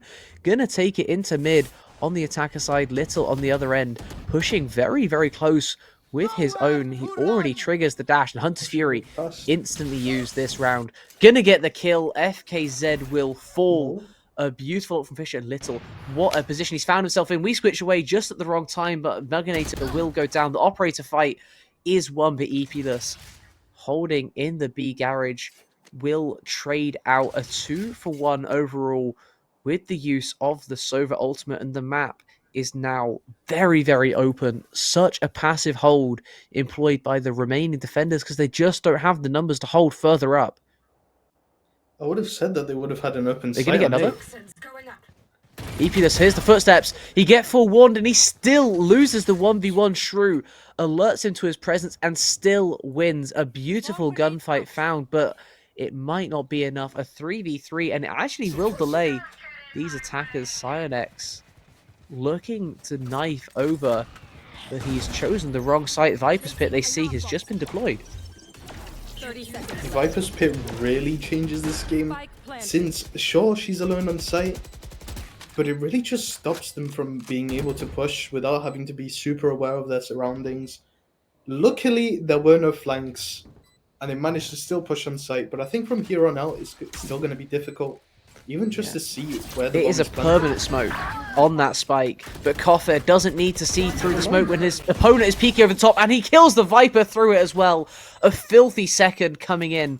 Koffer absolutely owning this round in the 3v3, makes it a 3v1. It is left all onto Eric, and he will be traded. Koffer cleans up all three in the end. A very clean hold overall, and a beautiful way to make a fourth. Well, you know what I'm thinking, Ro. What are you thinking? I am thinking that I shouldn't speak or say anything about either team, because whatever I say, the opposite happens. And Welcome to my world. it's never going to be correct at this point. I've given up with my predictions. Yeah. Watch, I'm calling it right now. They're all going to go push onto A. Defenders win. Defenders win. That is a bold prediction coming in, but I think because he said it, it might even be true. Little sends out 3 knives, doesn't quite connect with enough to guarantee that kill, get the reset. Instead, Teo Util forces the other jet away. Epulus survives with only half of his normal health bar, no shields either. So not a great start to this round as Little looks for the reswing, only 2 knives remaining. Epulus finds another Eric, and now the KO ult comes through and it completely nullifies everything this Jet wants to do. The push right the way through, and Epulus also catches the flank. You are not allowed to push that far ahead, Shrew. Unfortunately, no fast flank for you. No B lurk play, and a 3v5. The Jet knives right the way up mid. He has no knives remaining. Epulus looks to disengage because he isn't sure there are any more coming. He doesn't want to get stabbed in the face, but he doesn't even have to worry about it. The classic at long range will do absolutely nothing. This 2v5 is basically impossible now on the classic. 1v5 all alone is Jonty. He finds the first, but that will be the only kill. A near flawless coming through once more, and the economy is looking pretty unmatched. Unmatched is definitely one way to say it. As we see, even just let's just compare the servers here. One of them has 7.2k, the other one has 150. And he's Bear the in second mind, richest on their that's team. top fragger. Yeah. Econ is not in a good place right now for Billy Bob. They absolutely require this round, otherwise the half will be slipping further from their favor. Gonna get double operator coming in, one for each side. Little holding, waiting for the very, very deep angle on the heaven. He might have to look a little bit further around because there's no one going to be there for quite a while. It's a very, very passive angle to be holding with that operator. How many angles you have to clear before that? He's not even going to be the first person that they see. An interesting choice, but I guess Eric playing behind that wall, he's not going to get spotted either. But the rest of the A push will matter more, will happen first. Epulus dashes up, jumps up, doesn't find anything just yet, will get spotted by Little, who procs the dash, doesn't wait for the repeat, goes for the fast shot, the quick scope doesn't land. Fischler somehow escapes with his life, full HP bar somehow. Epulus cannot say the same. He has fallen to the operator. Little does not miss twice, and now it is a very difficult round. It all comes down to this B play, I think.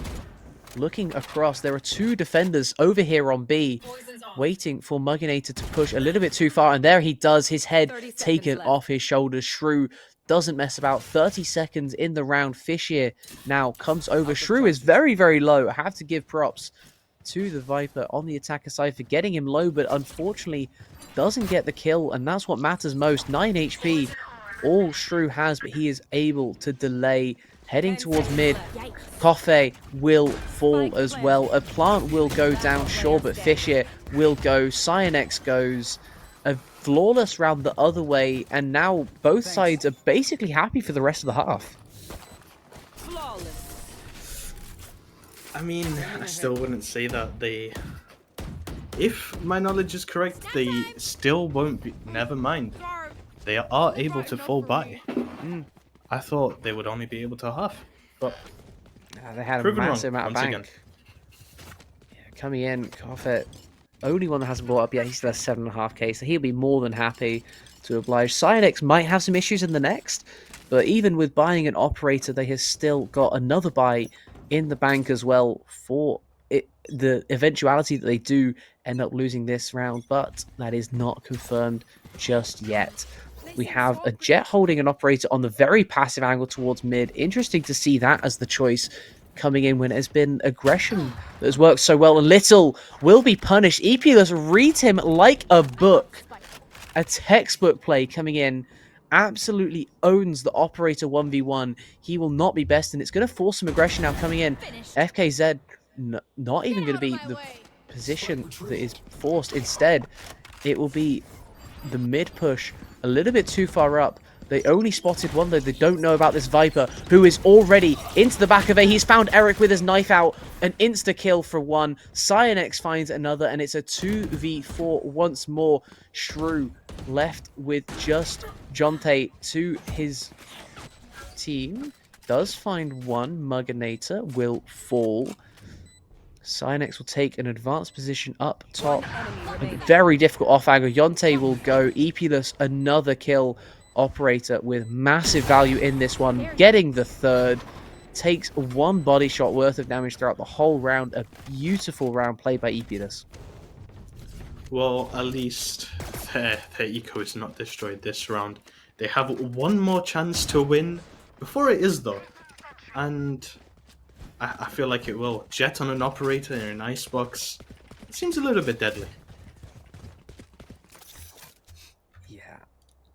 I mean, it's going both ways, right? Both Jets are performing with that sniper rifle, but it is not afforded to Billy Bob this time around. Having lost that 10th, they cannot afford the operator this time around. And as we head into the 11th, it's going to be very, very difficult to push against an operator.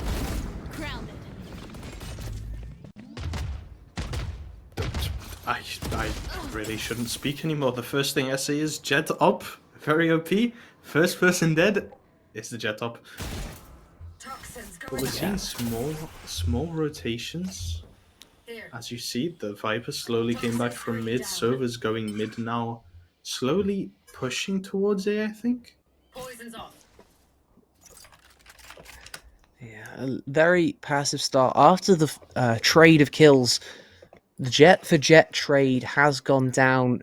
No operator remaining. They can go pick it up if they want it, but no one quite has the same safety as the Jet with the dash.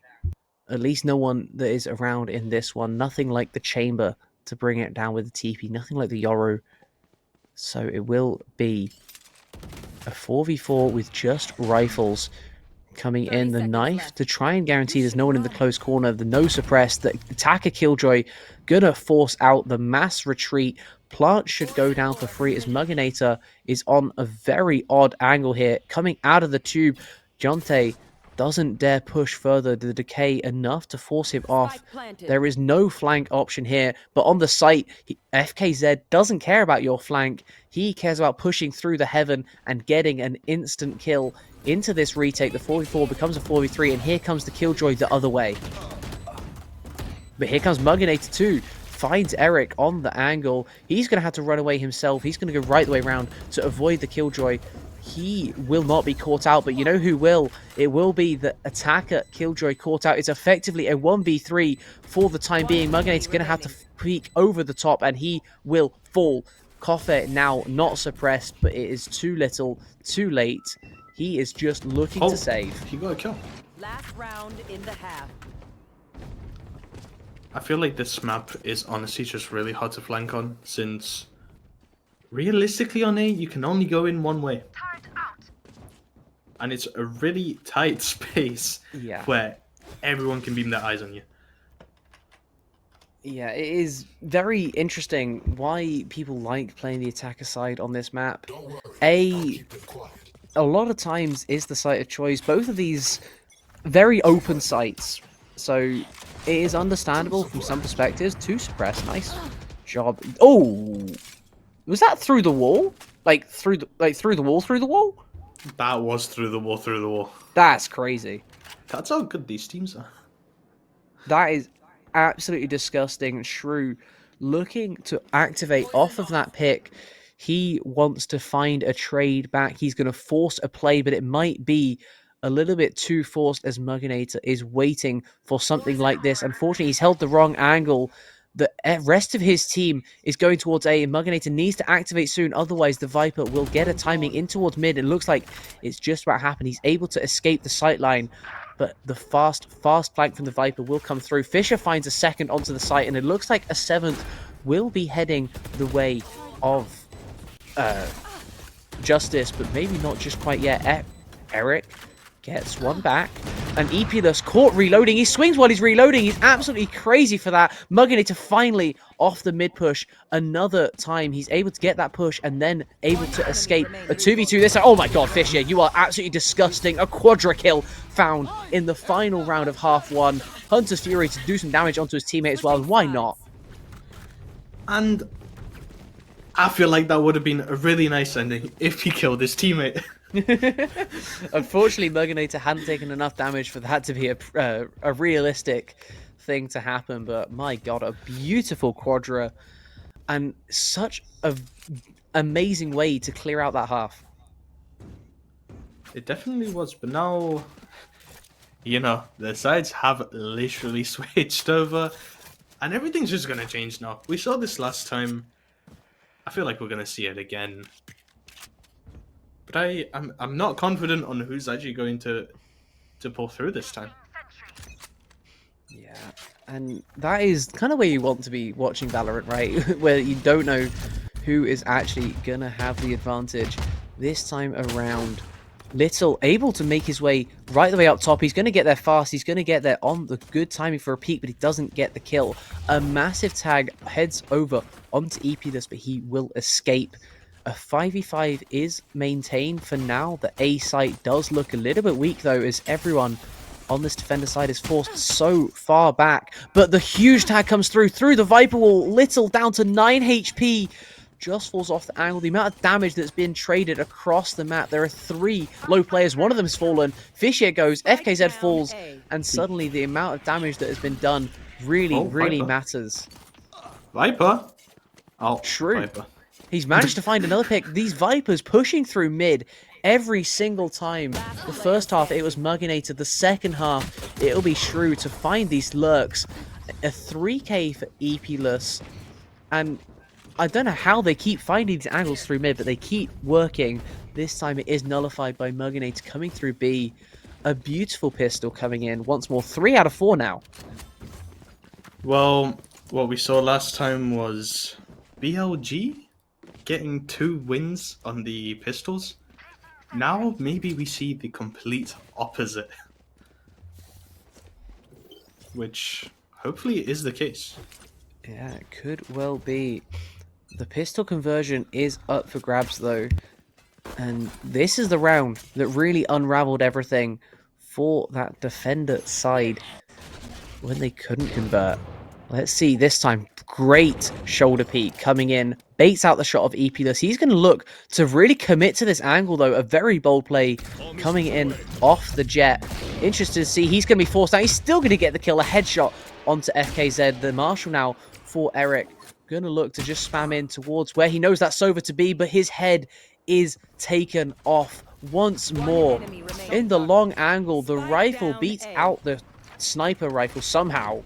And a 1v5 is presented as the only way to get a 6th this early into the half. Clean once more coming in for... I forgot the team names. I'm awful at this. Justice. There we go. Justice and Billy Bob Gaming. And the winner of this one was Justice to make it 9-5. 9-5 indeed. A clean pistol conversion. Their bonus is going to be bountiful. Heading in, of course, to that round. The full buy is going to come through on the other side. Billy Bob absolutely need this round. Otherwise, they are staring down the barrel of 10-5 and an eco. Likely 11-5 and another map slipping through their fingers. They had their chances to get more, but they are not able to get there just yet. And if they can't force something in this round, they will likely be losing the map. Yonte gonna be the person to push through onto B to stop any potential aggression, but he is likely met by the Jet Outlaw. Muginator's on the close angle with the bucket, but he is not the angle that's peeking in. Outlaw shot whizzes past his ear. Dodged, not quite actually, not dodged at all. I completely lied. The Killjoy has taken a massive tag, but only being an outlaw stays alive. 29 HP. And a big tag going the other way, the Sova taken down to about half. So an okay start for both sides. But there is the trade. A little bit of damage onto my Sova. I will kill your Viper in mid. Another kill for Epulus with a different sniper rifle this time. It doesn't matter what he uses. He gets kills no matter what. We saw Killjoy maybe going to back away there, but slowly pushing in now. However, there is a Jet flanking, and I think that's just going to be the cause of a multitude of problems for them. As we just saw, she got a kill. Yeah, it is basically a 4v4 though, as Muginator is basically useless in this round. He is nowhere even close to the action. Jet's not all too close either. Only one player remaining on the site, and it is Coffee who's taken out. Apulus gets there right on time. Only one alive now on this attacker side. Yonte doesn't have the spike, doesn't spot Epulus now. Here's the shot fired at him, knows where that Jet was, but Epulus, that is absolutely filthy. He can drop over that Vandal to his teammate, pick up a different one, and he also has the knives as well. 21 kills in 15 rounds. 21 kills is pretty impressive, especially when you're 21-9. But will we see this ever again? Probably not, so we're going to let him live this game and have the game of his life, especially in SOL. He is popping off when it matters most for his team. He is locking in the playoffs, already looking to advance their seed as well. This game isn't meaningless by any stretch of the imagination. Every single game in the SOL does matter, some of course more than others, and this for Billy Bob matters the most. Losing this will likely put them out of the playoff race unless they can pull off some heroics like they just did. Little, a beautiful shot on the Sheriff in this half buy that they have brought into the 16th. An early kill, an early rifle, and an early 5v4 retake that's going to be very difficult to play. They already have an operator too. There's only 3 rifles. Only 3? No, there is 4 rifles. Just There's an operator. Operator isn't a rifle. Whoa, Shrew has a Vandal, but Epulus has an I don't operator. think it's gonna. But well, no, she doesn't. Yeah, Epulus is dead, actually. That's a good point. Shrew, we with only the have Vandal Fisher. that was scavenged, gets one. Fisher, left alone 1v4, finds the first on Yellow Box, but will be traded. A Thrifty comes through, a 6th on the board, and the Operator will be salvaged to Eric, with a little bit of discussion with his teammates there, whether they wanted to have it on the attacker side. They wanted it on Defender, but it isn't always a guarantee whether you want it on the other side, and it looks like a massive gun round coming in once more. A very solid buy, another operator on the map. This Jet has found such good econ. I believe his first operator must have been dropped over to him, because there's no way he had 7k coming in without that. I mean, realistically, I'm seeing little 48 kg their Jet with the operator, but he's currently 8 and 15. I don't know if he is the best option to give that up over to. He's not really doing so well with a normal gun. He's not done great. He has been given that operator quite a few times, especially during that first half, but he is the agent that they trust. When you're playing the Jet, you are the first and sole choice to have that operator. No one else has the safety, and it is a gun that you really need safety to wield. If you're not playing with a dash or with a teleport, you can be caught out so easily because of the immobility you have while wielding such power. It is the trade-off that you go for, and this time around, it will come at his detriment once more, pushing in onto B site, and he will fall early in this one. A 3v4 retake now will be required of his teammates on Billy Bob as the knife comes through. They are all suppressed. Epulus holding his own operator right the way at the back by this tower. The spam comes through, no one in that corner to find. Yellow box player still exists, the Sova is waiting, and Yonte peeks over the top. That is a filthy shot to find Eric on the flank. A beautiful timing push off of the yellow box, and now a 3v4 turns into a 1v2. The Aldrone comes through as well, the recon bolt hit. Fisher stuck on the spike, tagged halfway down. FKZ can play this beautifully with Eric. Another bit of recon comes through. Fisher finds the first, doesn't find the second. Eric will survive. Operator's not going to survive, though. He will fall, actually, to the spike. So I was completely lying. My bad. Well, we did see him 3v1 in the first half, but this time it seemed like that was too much to handle. And luckily, we do see both ops eliminated off the map. However, we do see Fisher and Epulus. Never mind, Epulus just sold it. We do see Fisher with a Marshall. Yeah, finally, the defenders cut down to size. Really is the key thing here. They have finally run out of money. A couple of full buys they haven't won in a row, and now they are down to the subpar weaponry, and because of it, they're going to be looking to push on the extremities of the map, try and find an advantage for themselves. I believe potential info was traded over on how far that Killjoy had pushed up, but nothing else going over Coffee. Very, very far up. Fired a shot off with that Sheriff, but nothing else. As the rest of the map falls silent, waiting to work out who's going to push a little bit too far. Well, they are going for a slower push, still sending the Jet out alone on A. Maybe even mid to meet the KR. But this is going to be a really fast rush, but a really slow startup. I don't know if it is going to be worth it though, since everyone from the defender side is pushing onto A. Yeah, it's a massive rotate. You pointed out there's 4 people over here on the defender side, and sure, they only have a couple of pistols. But when numbers converge like this on the defender side, it can be so potent. Interested to see how they can trade off of each other, how they can try and deny this spike going down, as it will be FKZ's opportunity to plant it. The Hunter's Fury looks to deny it, and he will pop him instantly. Cyanex gets another as well, and they peek in deep. Shrew trades it back through with Eric. A beautiful trade back, and suddenly a 1v3. Fisher gets one with the Marshall, and Shrew is low as well. He got tagged as well by that sniper. Both of them are low. The Viper's Pit is already a huge investment, and it's interesting to see how much Billy Bob value this round, that in a 2v1 they're willing to use such a powerful ultimate. I feel like it is a waste of an ult, since realistically they've won the last 2 rounds. I mean, now it's a waste because he just died. Exactly. Down to 20.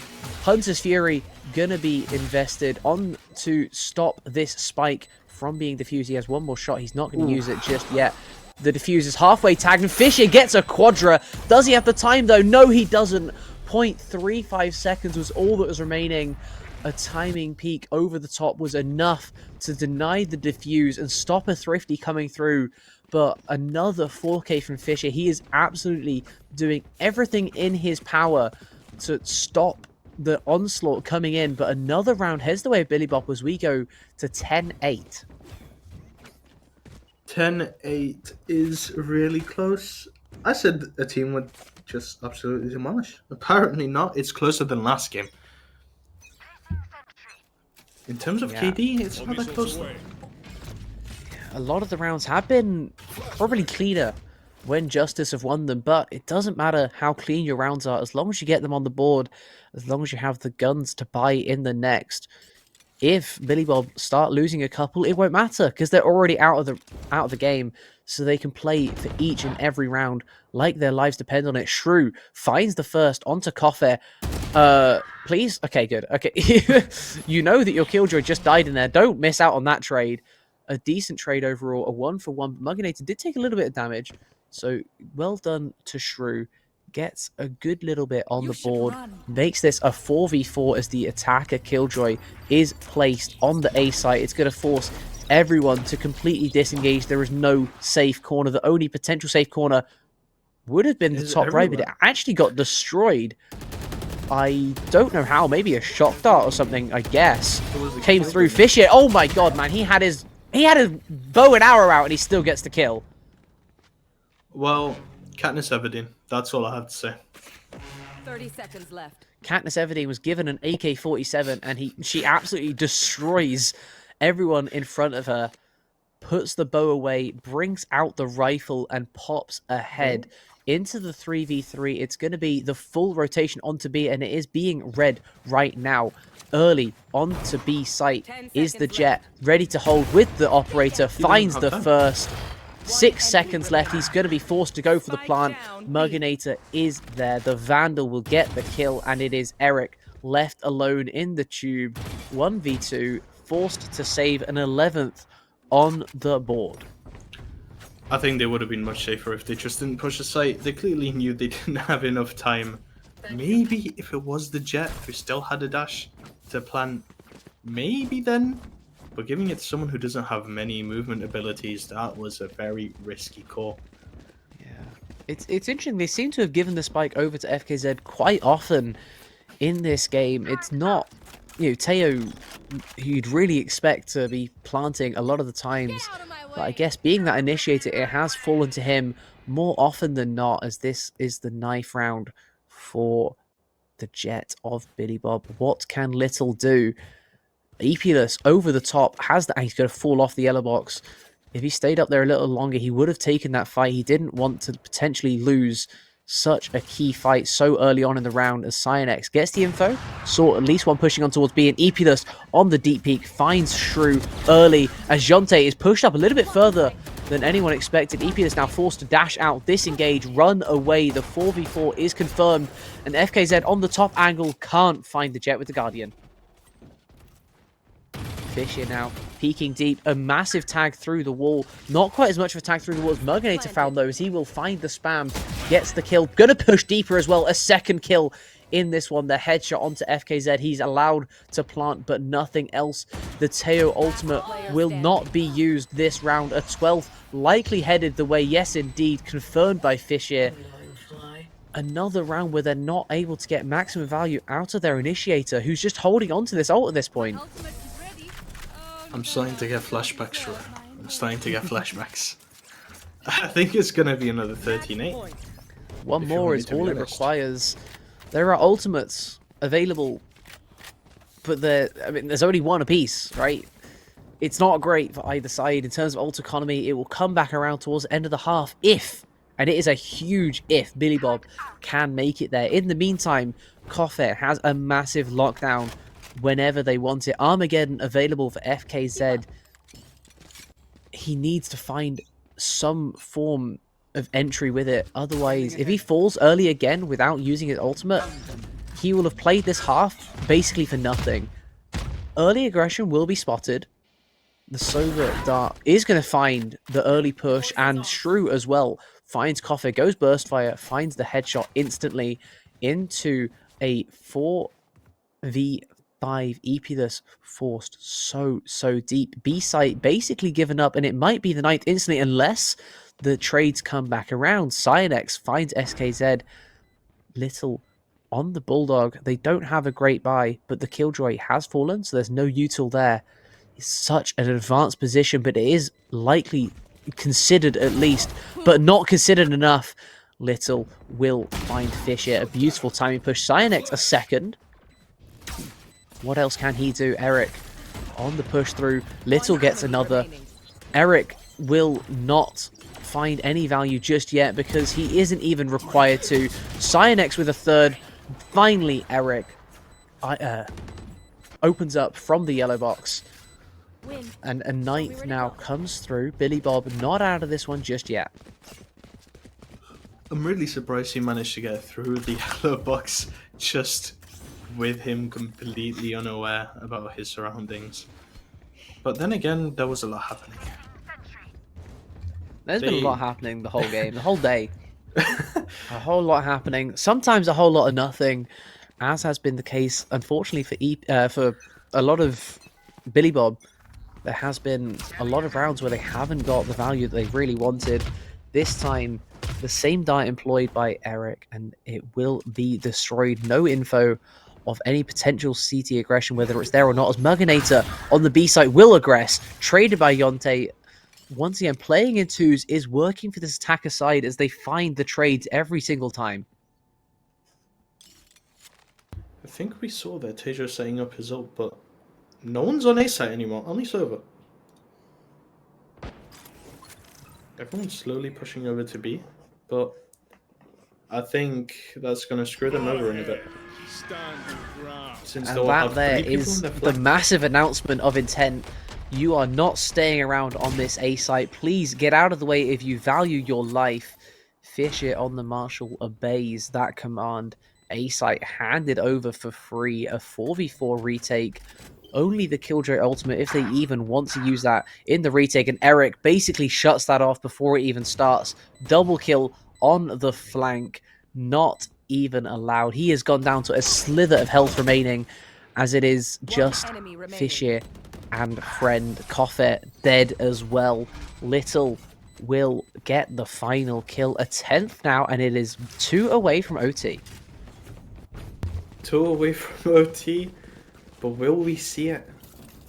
I think we will. I can't lie. The way things are heading, people are losing buy rounds. Constantly buying ups that isn't working in their favor, but maybe things will change. Maybe indeed. The buy round comes through. This is the last good buy that we will see from Justice. If they don't win this round, they are in for a world of hurt in the 24th out of 24. They're going to ingress onto B as a result. They feel a little bit of desperation. They're going to send their top frag through. Epulus, though, will fall to Yonte, a massive 1v1 that cannot be traded. No one else is even close to being that far up, and it's going to force a massive amount of panic as well now on this defender side. Muginator tagged but not quite killed. A trade eventually comes through. Yonte once more on this look, finding value in all sorts of manners, and the gun barrel is spotted. Little, a beautiful timing push, a beautiful pre-fire, a second kill as well, and this round is basically over already.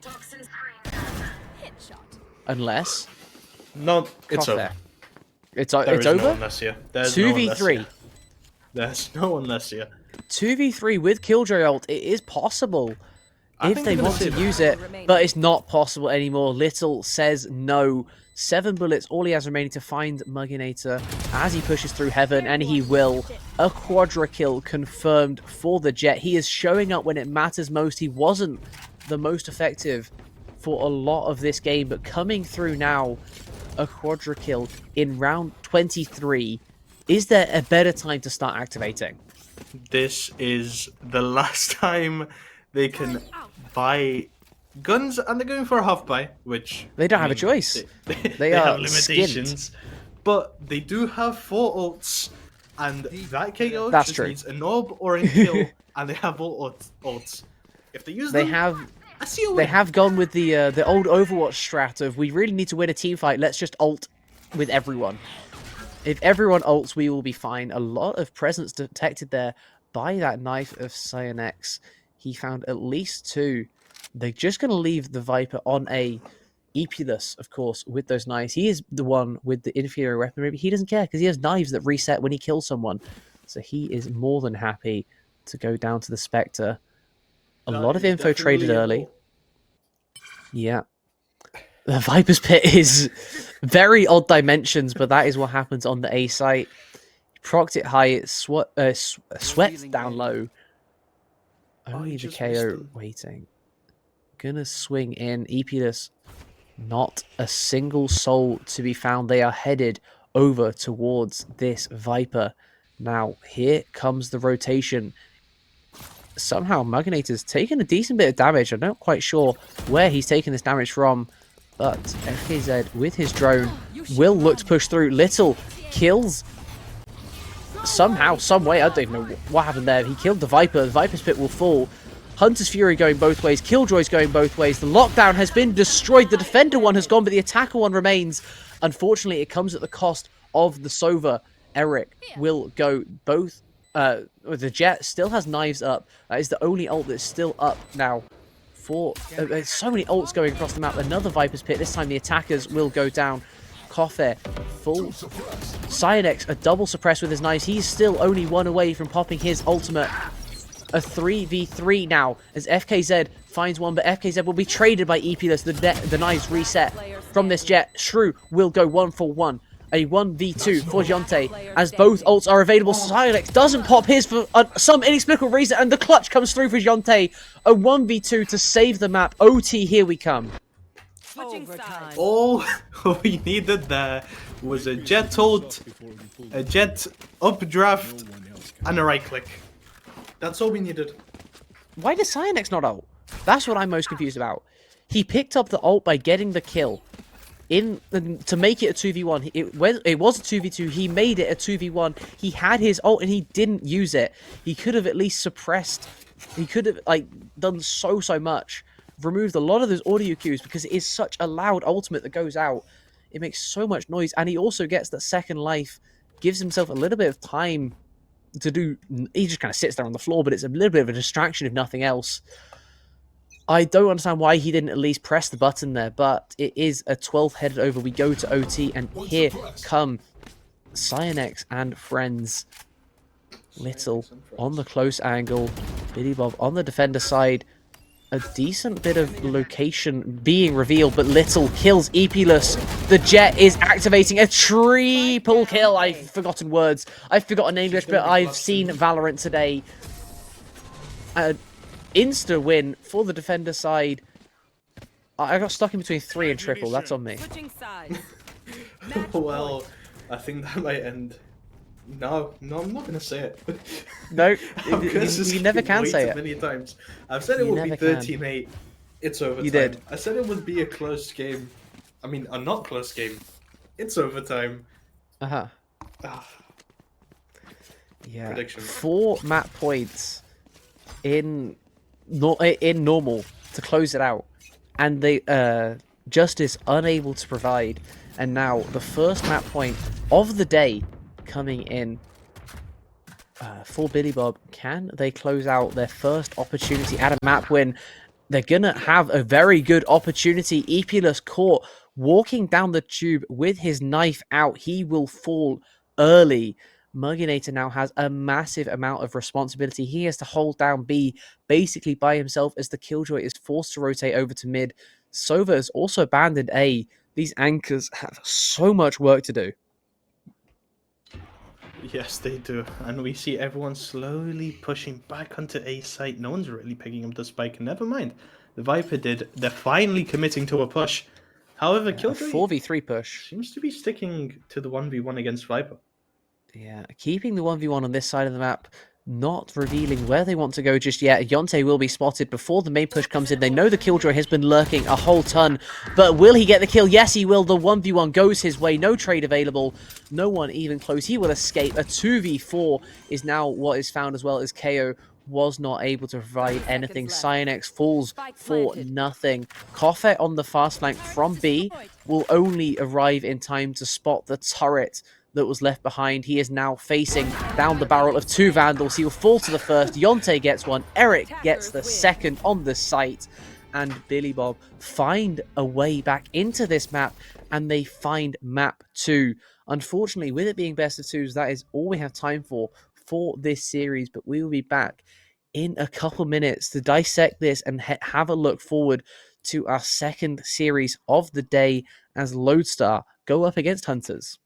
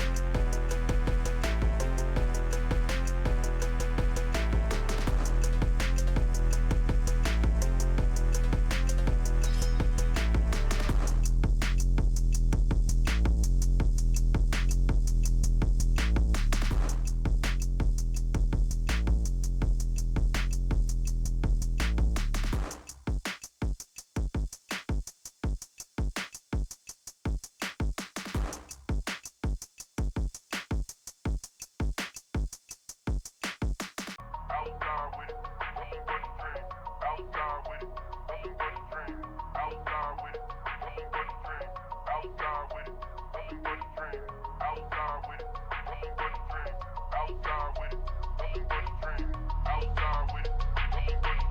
yo, 6-0.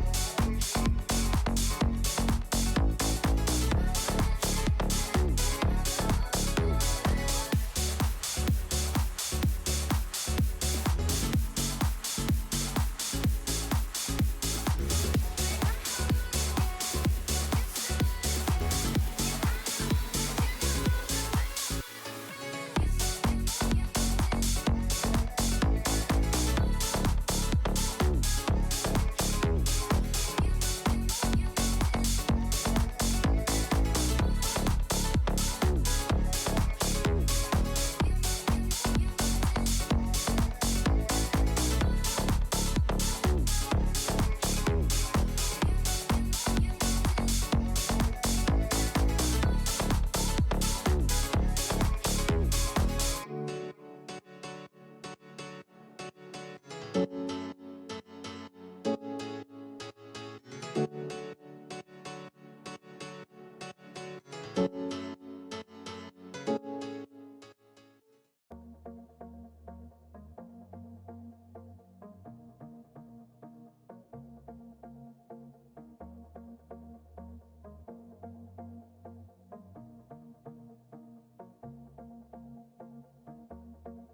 can see the shadows look like you. I gotta forget, find something new. There's no going back for you and I, you and I. Don't know what you want, I need to know. Don't pick up the phone when I try to call. Tell me what is wrong, oh, what is right, what is right. 'Cause now it's too late, nah, nah, nah, too late, nah, nah, nah, too late, nah, nah, nah, too late, nah, nah, now it's too late, nah, nah, nah, too late, nah, nah, nah, too late, nah, nah, nah, too late.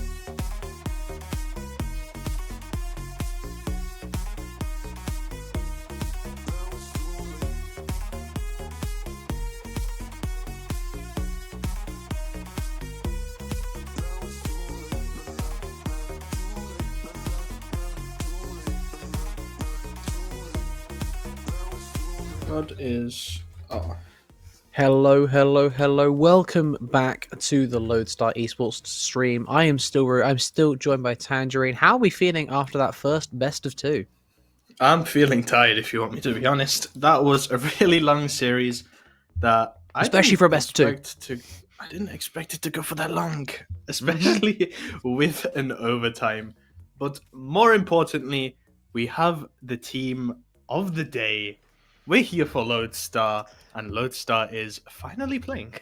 Yes, we are. We are absolutely here for it. SOL Div 2 action for you now. Coming into this, let's get a little bit of context going in. In our Div 2, the top 8 make it through to quarterfinals. The bottom 3 are eliminated in our 11-team league. One team has already dropped out. DMG are out of here, but there are 2 more teams that will be eliminated in this regular season. Neither of the teams you're seeing today can even be eliminated. ABG Hunters, after their 7 games, have won 10 out of 14 maps, a very solid record. Lodestar coming in today have only played 12 maps. They're a best of 2 behind. They've won 11 out of 12. They have dropped exactly 1 map overall. A very solid start to this division for Lodestar Esports. Let's see if they can carry that momentum onwards. If they win today, they are eyeing that 1 seed. A single map loss, they might be a little bit further behind. ABG Hunters basically playing for seeding at this point. They're currently the 5th seed heading in. They are right there, neck and neck with Team Tectonic, so it'll be very interesting to see as we already have our draft completed once more. None of our teams today really want to hang around.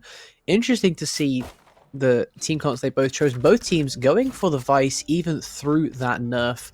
Teo also coming through even though he didn't get nerfed somehow. Don't know how he didn't get nerfed, but he's here. Double Yoru heading up against a Jet. Astra against Astra is kind of the way of Pearl.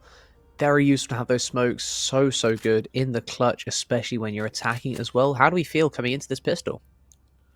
Well, we saw last week it was LSE versus Pyrox, right? We thought it was going to be an easy game, but then it ended up being harder than expected with us going 13-8, 13-6. Sure, we won both. But last time these guys played Pyrox, they lost 13-2 and 13-11, which brings me confidence that LSE has a good advantage. Yeah. Let's see if they can make the most of that advantage, as it is the slow walk up mid.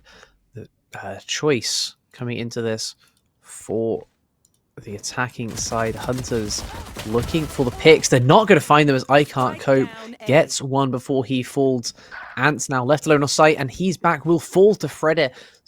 I don't even know how he loses that fight. He is such a great duelist, but he loses in that 1v1 down to a 3v4. Sleepy Luke left alone in mid. The rest of his teammates look to combine with him as they walk through the defender side of mid instead, and Freddy The only person on this A site still. He's just going to stand over here, make some noise, gets a tag with the sheriff. Also gets tagged very low himself, but he also gets the info with the recon dart. So it is two people known on A. They're just going to run to B, plant down the spike in the 3v4 retake. We see them finally rotating through after it's planted, but I'm guessing they have only like a good 20-15 seconds to make a push. Manage to block off the 4 players as they have right now. The Astra taking damage, but I don't see LSE taking this one. Yeah, there's the first, though. If they want to get into this, they has to start with something like that. Reedcat finds one, but will fall into the ants onto Sleepy Lou. He did not have a lot of HP swinging on that, and he still does it with confidence. A 1v2, not enough time left. Law with the third for the round. A beautiful pistol coming in from the Vice as the attackers take it down. The Hunters pick up the pistol. Pretty solid, all things considered. Well, this is a Lodestar stream. You gotta support the Lodestar team. And you know what I say? I say pistol rounds don't count. To me, it's still 0-0. Nothing's changed. I'm still feeling confident in the team. Yeah, they have reason for confidence. 11 out of 12 rounds is not something you can do by accident, but losing the pistol will make it very difficult to get this second. They're going to look for it, of course. No reason to just roll over, but a very difficult round. Nonetheless, rifles on the other side, Guardians and Bulldogs are plenty. A Ghost as well, spotted over. But the peak comes in.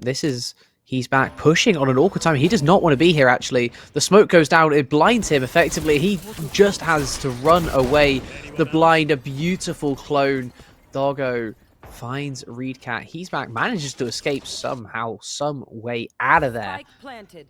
But a 4v5 retake on the pistols. It should be a second round going over. Second round indeed, and we do see over near mid.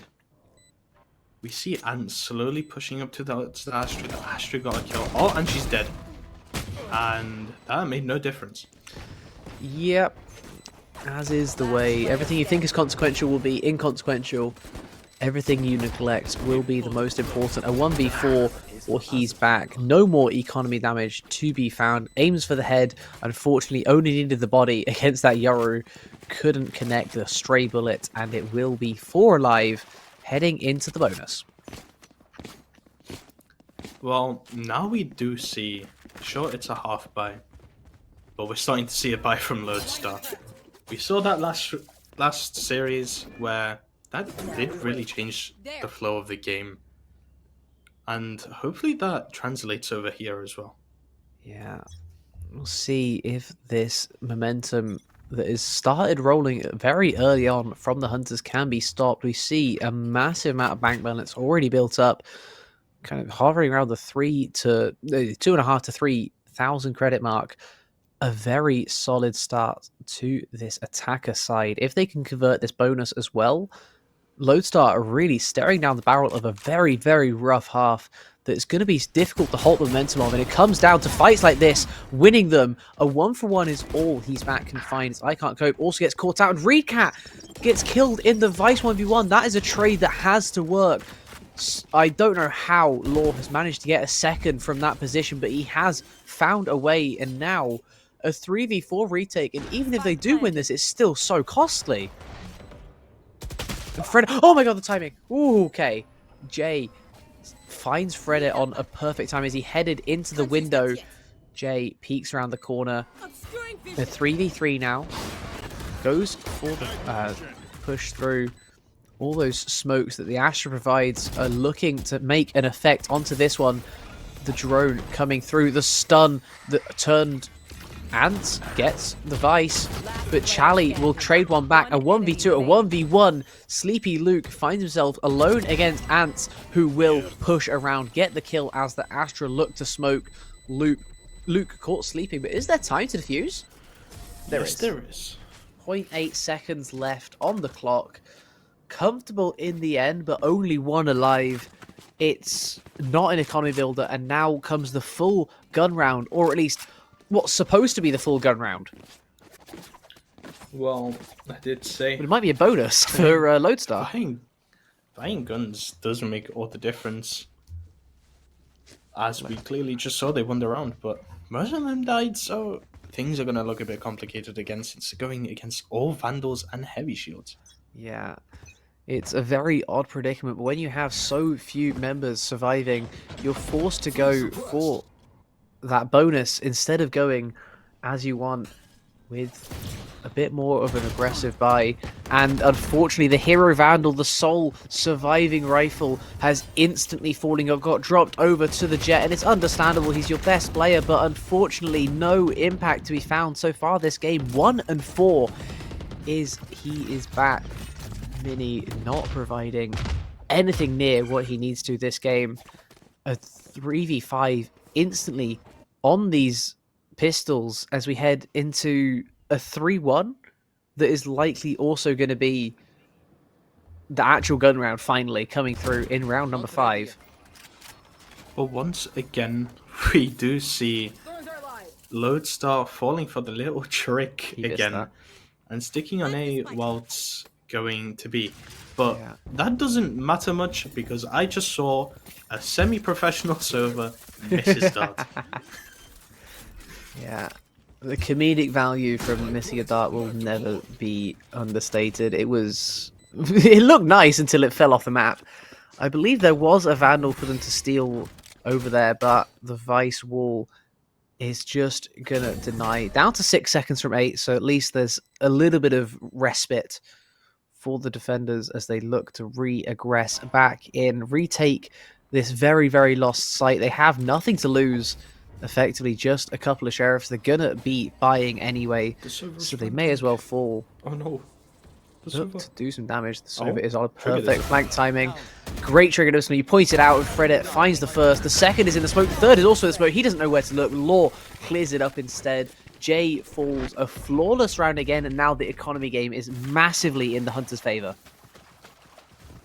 Well, I think without that server, that round would not have gone as smoothly. It could have been some good damage, I think though, if nothing else. The trigger discipline was crazy until he got cut out. Then it was a bit scary. I could sense the fear in that man. We've all been in those positions in these types of games where you look to make the amazing play and it doesn't end up being as amazing as you once thought it could be. You start to get a little bit paranoid, especially as soon as that first person turns, you pull that trigger instantly. You don't have another choice. Still, picking up the double kill, staying alive is the most important thing as we head into our first proper gun round. A little bit of info exchange onto B long. A spot for a spot. A Teo spotted for an Astra. No gunshots even ringing out yet, but the info is all that's needed. A very odd smoke employed here. Very interested to get your opinion on why they've decided to leave that there, of all places. I feel like it might have been a little mistake. Maybe, I can see that maybe a being the misclick. case. He's gone for it again. He's gone Since- for the exact same smoke again. That must be deliberate. Is it a one-way? I think maybe he was meant to pull in. He's done it. It's the That's exact my one, I same guess. smoke. He's popped it, and they're going to push through it. They don't care about his potential one-way. They're just going to walk straight on through, and they'll get the kill as well. Sleepy Luke is anything but asleep right now. He is wide awake, getting all sorts of entries on the vice of all agents. The spike goes down. Another rough predicament, and suddenly, this half, you said something along the lines of, Lodestar will be fine. Do we want to retract that I do statement? not wish to be quoted at any point of this stream. Okay. I think that's a valid take because it is rough right now on Pearl. A fourth round is all but guaranteed. A 4v3 retake is very possible, so I won't call it over before it's over, but it's so difficult to push It into seems all of to be this over. util, and there it's over.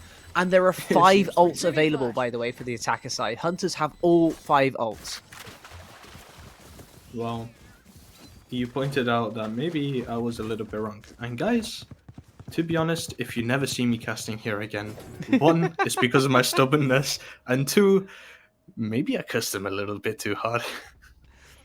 You might not be allowed back on after a performance like this. I wouldn't be shocked. There. It is a rough Don't start give them any again. chances. It's not quite as bad as the time I predicted a 1-1 map score and it was a 2-0, but you know, it's up there. It's definitely up there as it's now a 5A lean. The attacker side feels they can do this because of the Vice wall they have behind, and Ants got spotted, looking for a little bit of info, only sees one, sees the second, knows he has to run away, and they're going to play a 5v5 retake on the A site. Unless he dies, he won't play 5v5 there. Gonna survive. Well, we are seeing everyone rotate through mid. So deep. We have one in CT. Look at how deep Luca's got. Doggo is there too. Charlie right way through Ooh. CT. They have to play for CT here. Nice shot. Reedcat falls. They're only on the pistols, and they will pop the KO. So something back. A 4v4. One ult pop. Charlie peeks over the top. He doesn't care. Another kill comes in. I can't cope. They're doing some damage, but it feels like this had to happen earlier in this one here. 7 HP.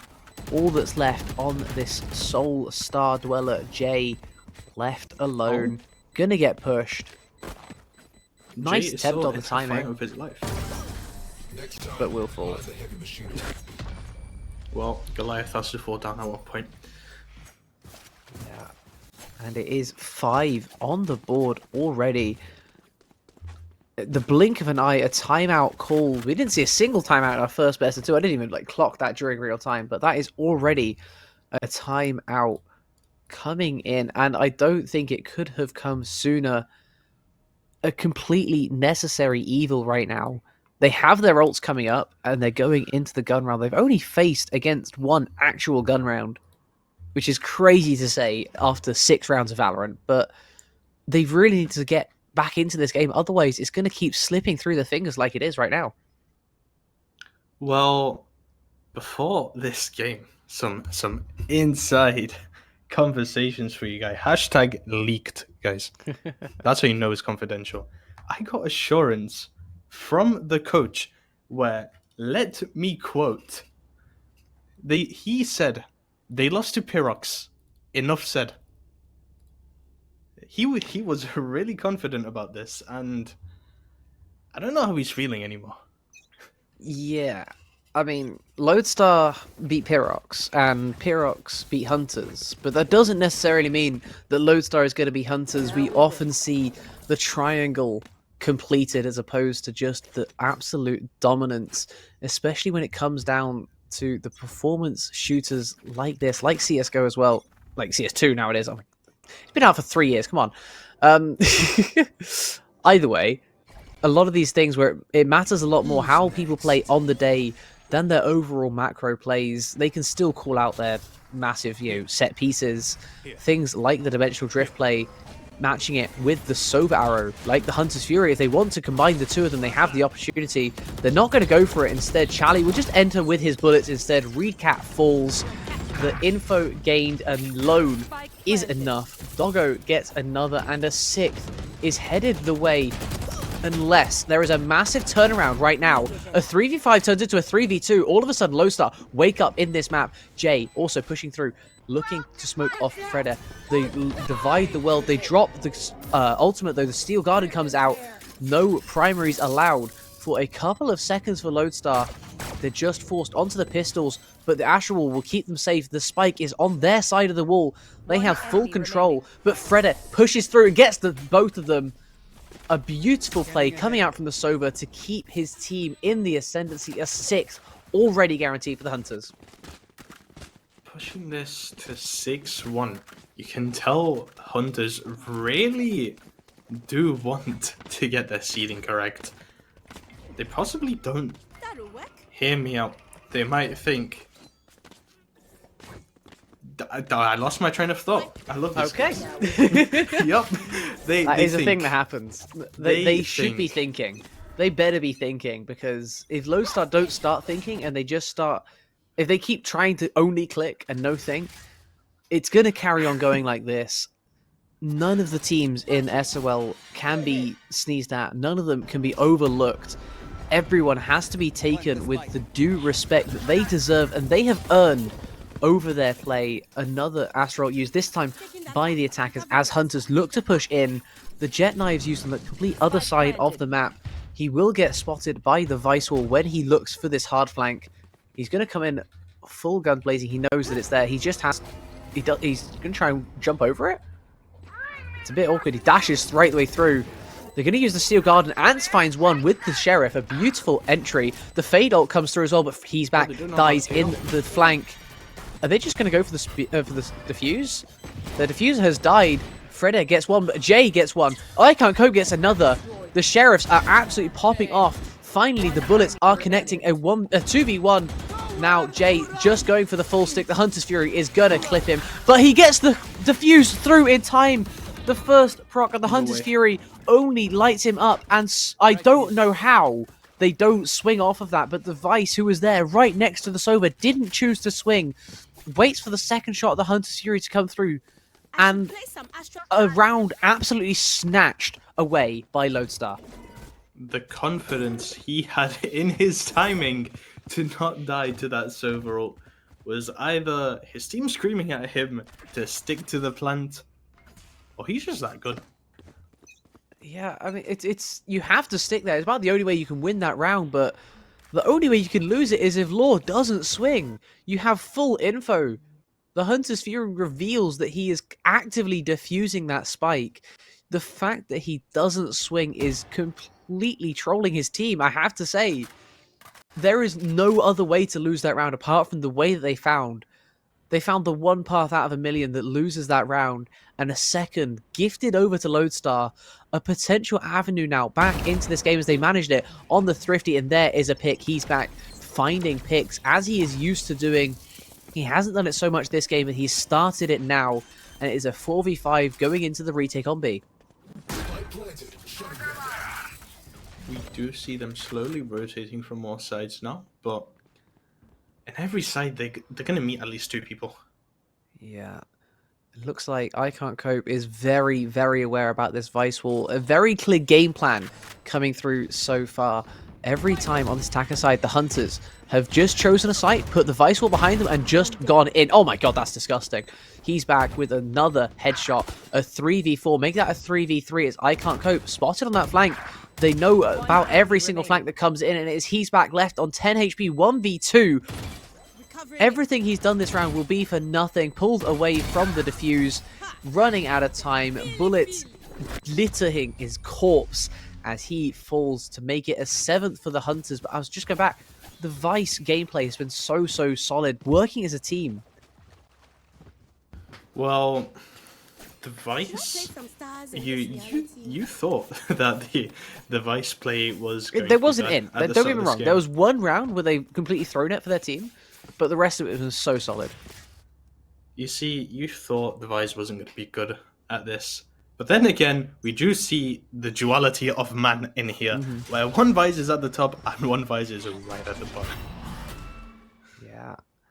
Heading now into the 10th round, Lodestar only found 2 so far, and once again, they are down on the pistols. Nothing they can do this game has been affording them a modicum of money to spend. I Can't Cope will remove that KO ultimate. He's back, spamming through the smoke, finally gets the headshot. It took all 6 shots, but he finally hits it. Law revives his teammate. It is down to a 4v4. Freda activates off the mid lurk, gets all 3, headed over towards the connector. A 2v4 now required of the Vice and the Fade pairing. They have the util, but do they have the bullets? Do they have the skill? Unfortunately, no, they don't. Doggo from a main. Another pretty clean round. Again, 4 alive once more for the Hunters. Heading now into the penultimate round of the first half. Up 8-2. Well, once again, we did see this last series, and they ended up losing. We did see the it too. 9-3 curse was real. And Now we wait. this They lost was... the other game, though. They didn't lose No that comment. No comment. Well, game. Okay. this is Lodestar's pick. Maybe they have That's the other something on the attack side, since they didn't pick which side they start on. But we're just going to have to wait and see, because it's looking really tough right now. Yeah, I haven't seen Lodestar play a much worse half than they have so far, if I'm being brutally honest. they have been gifted one round. They won the bonus when they were up against Pistols, and they won a round that was absolutely gifted over to them that they should not have had a chance in hell of winning. Those are the 2 rounds that they have won this game. They are still holding on to a Teo ultimate that they have had for the past 5 rounds. He hasn't found an opportunity to use it. He could have used it poorly and still got it back. Yoru with another dimensional drift. It feels like he's constantly had this going this half, and he's going to find the flank, and there goes Ant again. It will not be used once more. B site open for business once again. Nothing Lodestar do is sticking at all. I'm seeing it being hard. This is going to be a mentally struggle. They also took a timeout. It's not looking good. However, he's back. Is not back. No, he's dead. He's back in spawn. He is going Back to be in the back at fountain, spawn. back in the Nexus, back in the counter-terrorist van, whichever game you want to reference. He is out of this round.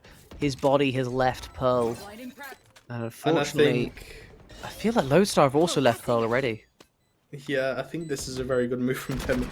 Going away, maybe they should have gone a little bit further so they don't get picked off. But saving is very good for them this round since they have no eco left.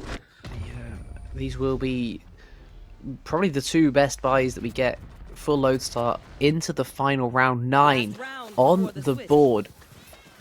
And it has felt like it was an inevitability, which is so odd to say. The way Lodestar typically play these games is so much more cohesive, but they have looked so disconjoined with each other. None of them have been playing together as a team. They have been looking for individual plays and they haven't been working. Their top frag is on 5 kills. Let me say that again. Their top frag is on 5 kills after 11 rounds. And the bottom frag is only on 3. Consistency within the team. That's not a good thing. That's not a good thing when you're consistently bad. Astra ult onto B, but there is a bait this time around. It's going to force a little bit of a rotation over. They have 3 Lodestar players betting on the B site, but it is A, the site of choice, signaled by the early Vice Wall. We see it every single time. They're just going to send thousands of smokes through with the Astra, pull them in, plant the spike, 5v5 retake. He's back, gets 1. Okay, a pick comes in, and so comes the tail ult. It forces Fredder forward. He dies in a 1-for-1. It's a 3v4 in the retake. Doggo on the hard flank. He should know there's no one here because no one has triggered that wall. He knows they're all coming from the front. Chalet gets 1. Coming from CT is another. Law finds another. Down to a 2v2. The Astra wall is up. Law with a 2nd kill. A clutch frag. Can he find another? No. Jay will. But there goes Doggo. Another consistent threat has been this Yoru all the way through that first half. Constantly showing up. Averaging a kill per round and finishing off that one. The 1v1 was barely even a 1v1 for half a second before he was right there with a perfect trade opportunity. 10 on the board. It's honestly just really demeaning. If you want me to be honest. They were full of confidence at the start of the game and now they're losing 10-2. How did they bring themselves back up after this? I'm guessing a timeout at one point. I Even think though they've already had one. the time But for I don't even think timeouts that will work. might be past. The early one at 5-1 is a good timeout. If you wanted a second one, you do it after you lose one of those gun rounds or heading into a further gun round, like the 11th. Now it is too little too late. You are resetting for game 2, unless you end up getting 5 in a row, at which point you don't even need a timeout anyway, right? He's back playing anti-flash against the Sova. Okay, I mean, they have a KO and a Vice, so it makes enough sense, but he would just get shot in the head because he's not looking. I can't cope. Entries onto the site. He finds one. Law will trade him, but he gets tagged down. Jay with a beautiful push through. It's actually a 2v3. The pistol very winnable now. Sleepy Lou. Planted. But this is where KO it will behind depend. him. One enemy They're both coming from the same angle. Beautiful shot, recap. Not giving him a second to react. Taking his head clean off the knife. Will reveal Jay. He is suppressed. No util for the Astra for a couple of seconds, but it is an Astra left alone in a clutch. what can you do ever against an Astra left alone in the clutch? It is such an impossibility unless you just win the gunfight. That was way too close for a 1v2. They peek off the same time, they double swing. He hits the first one instantly, and Ants just about survives, barely holds on. The 1v1 wins the pistol, and because of the pistol, no one cares about it being a 1v1. You see, that is very true. However, I'm still not filled with confidence. I don't think They you should do be. now have the buy over them, and they're going in with a shorty. Okay. I might not know their game, but realistically, they should win. Sleepy Luke just holding a close angle on B. He doesn't need any other weaponry. The rest of the map is a little bit further open. There's going to be a massive play on towards A. They are double. It's about a 2v3, I think. Doggo will get one. The second as well. They pushed Lodestar out, and the bonus is falling instantly. Another round that they have to win, and Doggo has just shown up once more. A triple kill before he's finally neutralized. But it is now a 1v4. I can't cope. Alone on the fade. Will decay his opponent, but that will be it. Chally swings off the decay. And an 11th on the board on the pistols. Of all things, the pistols. They just got given 4 rifles for free. 11-3.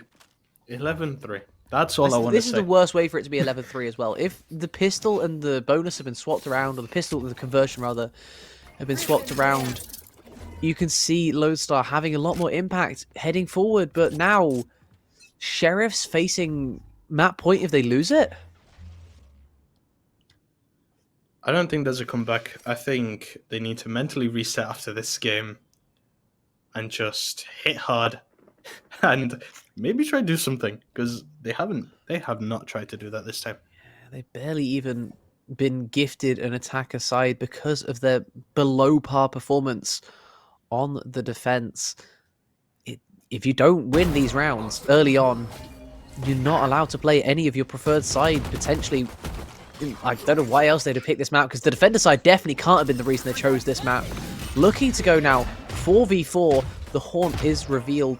Law stuck at the back of sight. They know exactly where this Vice is. They have to clear this angle, but they don't clear it out. Chally is there now to protect him as well. The spike doesn't even get planted. A 1v4 again. How many times have I said 1v4 this game? Another round comes in, a 12th already for Hunters, and they look to close this out in style.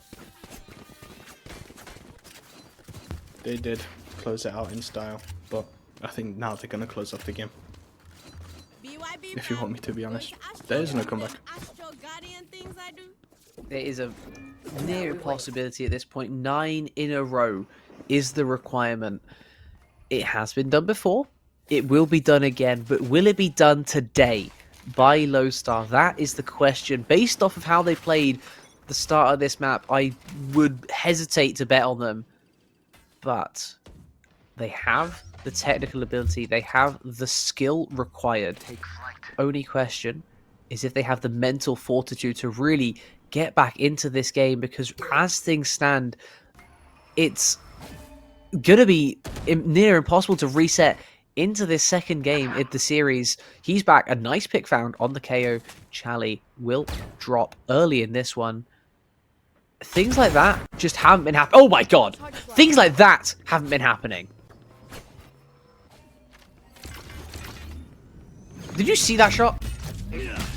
Sadly, I did. That is a third, a fourth. Okay, he's showing up. He's back. I don't want to say anything yet. He's back. He is officially back. I don't want to say it yet. I mean, he's going to go ace chasing here, and I cannot exactly blame the guy. Operator in hand, looking for the 5th. He's going to use a little bit of help from his Teo friend. Doesn't get the kill, though. No ace allowed, but still a beautiful quadra kill. A little bit ugly for about half a second. Going for the kill on the Yoru, but everything else was so clean. Maybe just get the op and exit. There's no Never exit. mind, because there's recap. There is no exit in sight. He went for exactly what you said. I think they're not even going to take it. Leave it off the map. Don't give it I mean, if they lose a round, they lost the game anyway, so it's just a choice of whether or not Heesmack wanted it. I think he did a little bit better on the Vandal than he did on the Operator. I'm sure you'd agree. I do agree. I mean, we also that quad kill. That On the second finish, shot. But he's not back yet. I'm not saying it. He's not back. He's not back. The not quadra back. kill and he's not back. Well, I've already said he's back, so we're just going to have differing opinions on that because I don't think he can get a quadra kill like that without being back. Let's see if he can do it. Same place, different time. Can he push through these doors and get that same kill? No, he's going to be forced away by the KO. Good use of util, denying the door push. And instead, it looks like A is the site of choice. They're going to push right the way through the smoke from the Astra. Going to allow them access right the way on through the connector onto this site. What can Law do alone? Sat right in front of this smoke. He's gonna spam comes through. Heesmack gets another. He's gonna get tagged down. He's gonna look. Oh, Law trades 2 instead. A 2v2. The spike down. A retake situation. KO has to wait. His teammate just a little bit far away right now. And here he comes. The ultimate used as he falls. They're not going to bother wasting bullets trying to kill him. Instead, Sleepy Luke goes to the tap.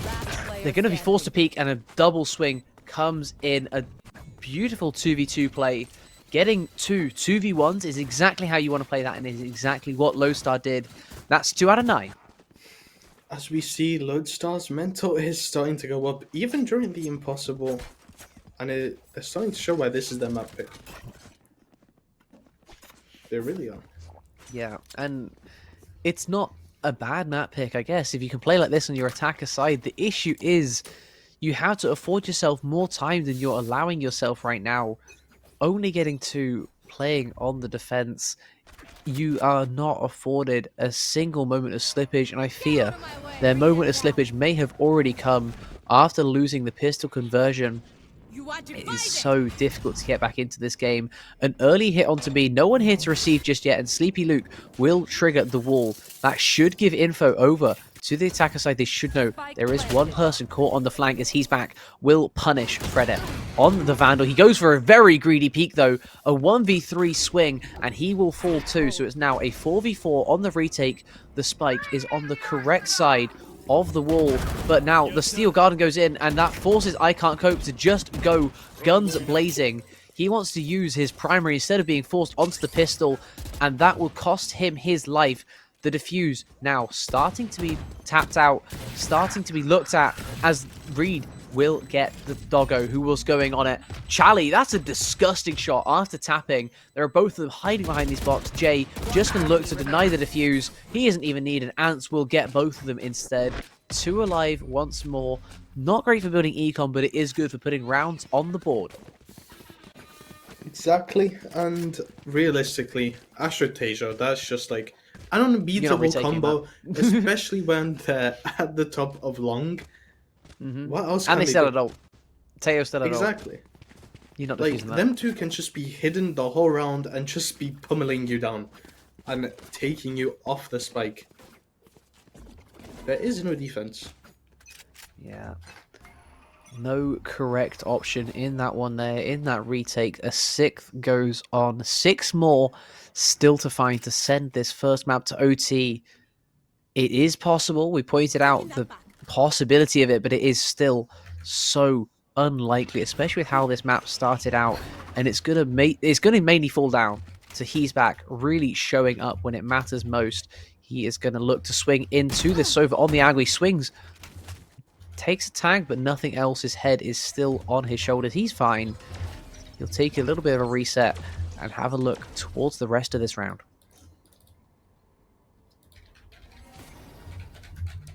Well, we are seeing a very quick rotate all onto A site, but luckily for them, everyone is already posted up around the A site. And everyone's just slowly pushed up. Yeah, the push comes in, the 5v5, no one is found yet until He's Back finds Doggo all the way through CT. A beautiful, aggressive play, which is exactly what you need from these movement duelists. And he's going to go even further, hits another head instantly, knows where the third is. He is definitely back now. Traded out You though. only see Fade on the site. 2v4, they have all of the util available. And this has got to be an impossible retake, right? Astra and Teo still alive. You pointed it out last time, the wall will come through. But here comes Teo util. Oh, Astra pull. Teo still has his damage to, yeah, deny.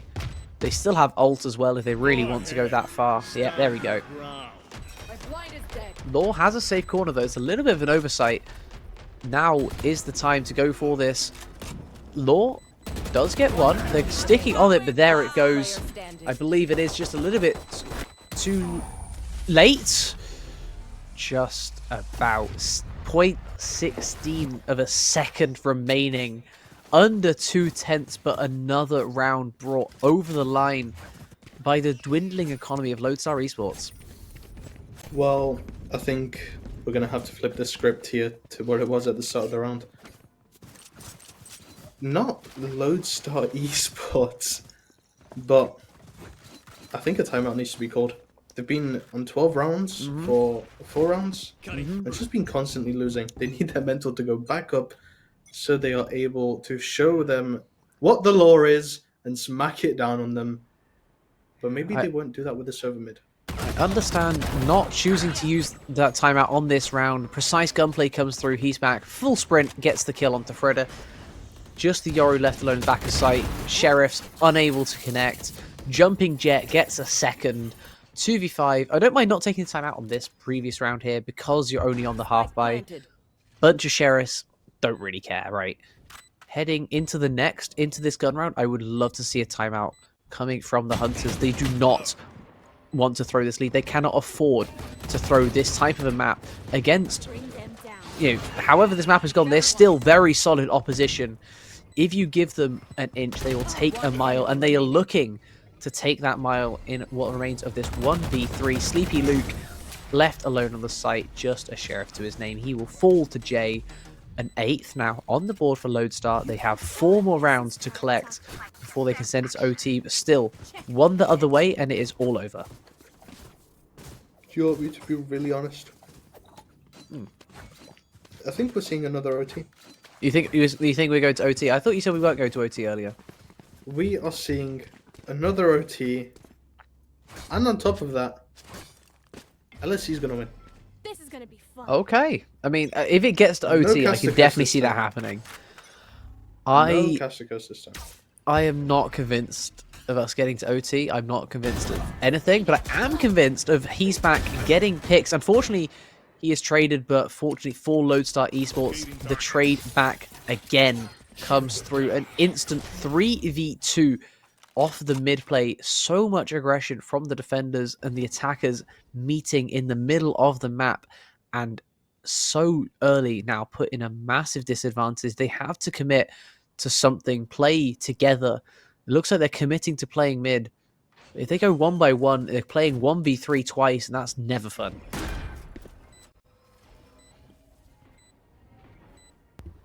They are slowly creeping onto B site. Charlie needs to be patient here. If he peeks before his friend is ready, if before Law is there, it will not end well. Gonna throw the nade down. I can't cope, cannot peek that anymore. Knife comes in.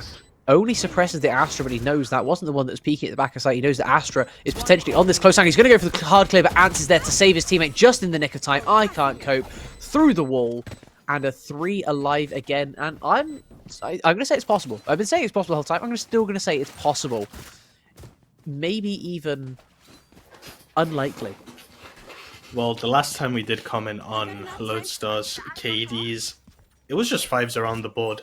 Now we're seeing he's back, almost going positive with a 20 bomb, joint with Hunter's top fragger, actually. Yeah. So through 21 rounds, how many deaths was that? Through 21, is it 20 deaths through 21 rounds? 22. This man Yeah. cannot survive. I can't do maths. But it doesn't matter. He's getting picks. He's trading up. And that's what matters most. Heading into the 22nd round. I definitely did not expect to get here. But here comes the A aggression. coming in. A long, completely handed over to the defenders. This is going to be a basically forced push. There are 3 people already pushed right the way through A. Lodestar know they have to walk right onto B. And they're going to do just that. Law, the only person left over here. The Thorn's going to go down, the dash over the top. Will he be able to survive, stall for time, or will he just fall? He's blinded. He is out of here. He had no chance. The Prowler got way too close. Fredder also stuck right at the back. He is forced away. Charlie is on a fast push through mid, but a 5v4 retake once more, and he's back on the Outlaw looking to farm. And once again, they did plant it for long. You see Taylor already up there. Yeah. Waiting for him. No ulti this time for the Teo, but I Can't Cope doesn't feel like he needs the ulti. He has bullets. He hits 3 of them, knocks them down. A 10th now, and I'm going to change it from unlikely to probable. It's quite a big step, but the momentum is going their way, and there's still no timeout. Still. 7 in a row. I think the second that timeout is dropped, Lodestar lose. I don't understand what's taking so long. Fred at this time, considering his options, looking at the amount of money he has, and he's actually going to get dropped over instead. He doesn't want to go glass cannon. He's going to ask his Yoru to drop over an operator to play this middle with. It has been such a point of contention for Lodestar, is the way they have found the rounds on the attacker side, playing through middle and gaining the rest of the map as a result. This time around, Fredder looks to counteract it, but his head flies off his shoulders due to a phantom against an operator, and he's back, gets another pick. A 3v5 once more. Yoru and Astra forced to push through, and they will. They find Reed, but Ant is also here. They don't know about him. He will only go 1-for-1. Doggo is still left all the way alone on A main. He will fall. A 1v3 again. There's been so many of these situations. In the first half, it was 1v4s that Lodestar were forced into. This half, it's been 1v3s, and it feels like a lot of the time it's been Law left alone pushing onto A because it's been such a vulnerability. Oh, yeah, you called it. That was brutal to watch. I Can't Cope turns his head for some inexplicable reason. He has to hold that angle, and he turned away, but oh well, he dies. Still 2 other players to pick up the slack, and now one round away from overtime. He's back positive after all his previous rounds that didn't go his way, up to 22 and 20. Only 1 assist, but he is playing Jet, so you only really get damage assists playing that He's agent. already gone for the Outlaw, even though it is the last round before overtime. I guess he could have both, right? He could have Vandal and Outlaw. He can swap between them. They could have bought him an op. Probably. I guess the idea is that it might not matter. A lot of light shields coming out, and especially when you have things like that decay coming through. This Hunter's Fury comes in. A whole lot of damage comes through. The Steel Garden as well has jammed the primaries, but this is just the disengage. They're going to send I Can't Cope as a lamb to the slaughter. He is this massive sacrifice on the B site as everyone else is headed over towards A. Recat gets 1, and he has a Steel Garden of his own that he wants to push through into CT with. His primary are all jammed, apart from for Fred. I think he might have just been out of range. Charlie has no primary, though. He is left with just his pistol for a couple more seconds as Recat wants to push through the flash, through the wall if he wants to go. He doesn't go to push. He gets ahead and gets shot in the back. Law is right there to trade a 2v3. The Astral Wall is beautifully placed, but here comes the flank. He's back on the hard flank. He gets 1, and it's now down to the Teo and the Jet in the 2v2. They're going to play for the ult. It's halfway diffused. The Teo already has the util. He is playing so far back. He is just playing to not die. The ultimate comes through. No defuse allowed just yet. He is now forced to peek, though. If they go for this peek, he goes and gets both. Ants with the clutch. We are going to overtime. I was really not confident that we would be getting to this point. And that Taser ult, I feel like could have been delayed a few seconds just in case the stun didn't work out. It already got half tick, though. He was a bit paranoid. With how far away he was, he didn't want to leave anything to chance. If they got it on it instantly after the Teo nade, then he may have just been forced to, like, if he didn't throw it that early, it may have been diffused without him having a say. That is true. Well, what are your predictions now? I think that the lack of a timeout is completely indicative of how Hunters are feeling right now. They are on the maximum tilt that any side can be. It is 12-3 to 12-12. Throws like this haven't been seen since the days of Virtus Pro. And pushing into mid once more. Ants, after that 2v1, he is pushing with his friend. He's back, gets another I Can't Cope on the far side of mid as well. The spike is dropped, a 2v5, and everything is falling apart. Luke stuck in attacker spawn. He has nothing to play for here. Fredit was on the flank until he got completely obliterated. And now Sleepy Luke 1v5. Haven't seen that much today. But it is only one that he will find. A 13th and map point. The first map point. 10 in a row now for Lodestar.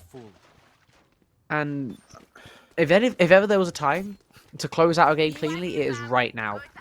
Make it 11 in a row. Don't give them a whiff of hope. Honestly, I'm gonna start talking about the next game. I don't see how Hunters managed to get themselves back up in Ascent. Yeah. It would appear that Lodestar may have heard us talking about how so many of the things could have been improved.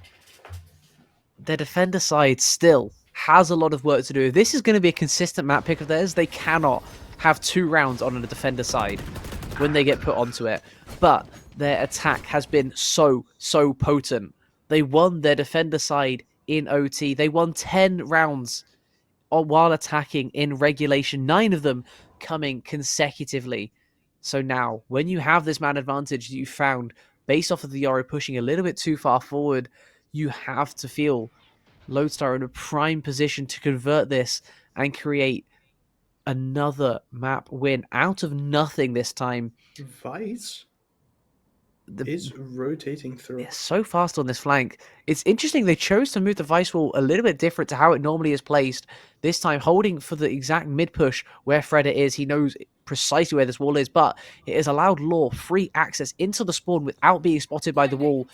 And Reed, they pass like ships in the night. He pushes back through to mid. He's back, gets another pick on sight. Reed finally turns around, gets Fredit. It is a 2v5 to save the map. A 12-3 to a 14-12 is in the offing. The trigger discipline play coming in. Holy, he is holding his trigger. He sees Ants on this angle. Can he find another? No, he can't. And he whiffed both of them as well. He has to go for the greedy play, but unfortunately it comes back to bite him in the end. Chally left 1v5. Jay clears it out. A flawless round to bring it over for Lodestar. 12-3. I'll say it once again. 12-3 that game was before they turn it around and they win 14-12.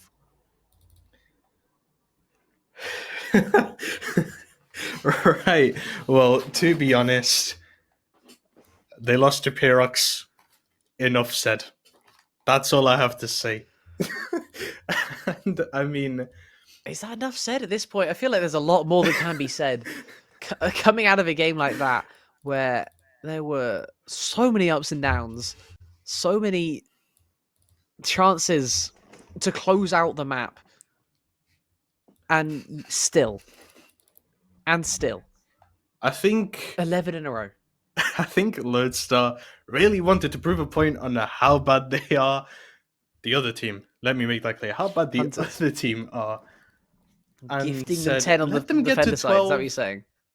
Yeah, we'll troll until they get to 12. After that, we will try. And I mean, we just saw what happened. I think that is a potential explanation. I don't think it is the true one. I think it comes down to the defender side needing a whole lot more work. Their confidence was completely shot by losing some of those early rounds, and they just never got back into it. They only used the one timeout, but if this goes both ways, both of these teams have 2 timeouts that they can use. And between them, on the swing of rounds that went across, on 10-2 halves, towards the attacker side on Pearl, we saw teams not take one time out of 4. Yeah, the lack of timeouts was definitely the issue there. Not the skill, simply just that. But I mean, what else can we say? The next map that we have for you guys is Ascent. That was picked out by Hunters. Maybe things change now. Maybe we won't see a complete diff on the second half. And I mean, we'll be back with you for in a few minutes with the second Yeah, game. we need to reset because my brain is fried from that. I'll see. We shall see you See you soon. guys in a bit.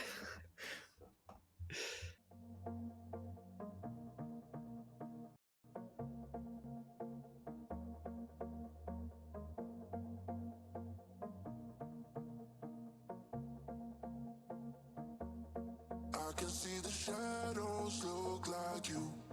I gotta forget, find something new. There's no going back for you and I. You and I.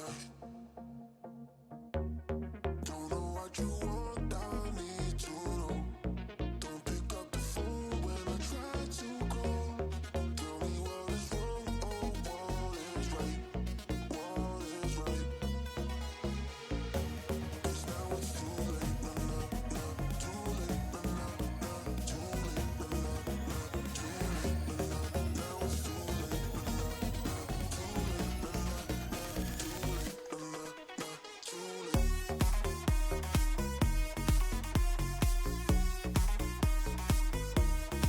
it's too late. Now it's too late, nah, nah, nah. Too late, nah, nah, nah. Too late, nah, nah, nah. Too late. Now it's too late, nah, nah, nah. Too late, nah, nah, nah. Too late, nah, nah, nah. Too late. Now it's too late.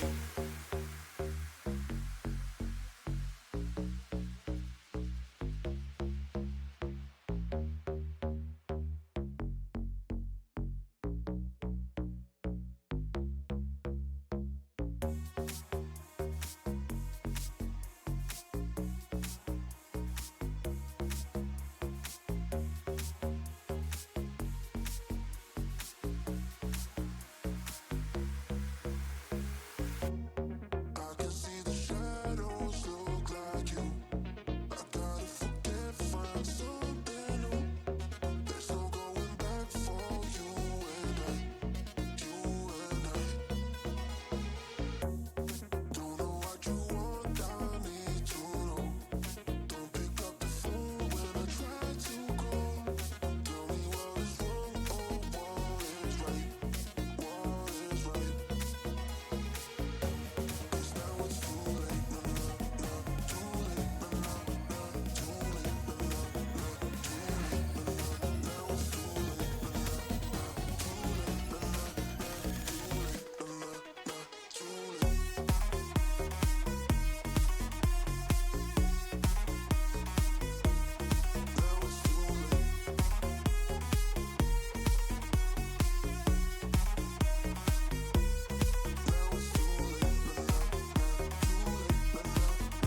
nah. Too late, nah, nah, nah. Too late. Now it's too late, nah, nah, nah. Too late, nah, nah,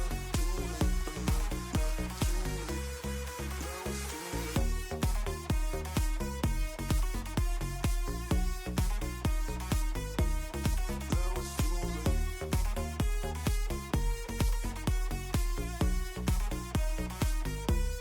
Now it's too late. Now it's too late, nah, nah, nah. Too late, nah, nah, nah. Too late, nah, nah, nah. Too late. Now it's too late, nah, nah, nah. Too late, nah, nah, nah. Too late, nah, nah, nah. Too late. Now it's too late.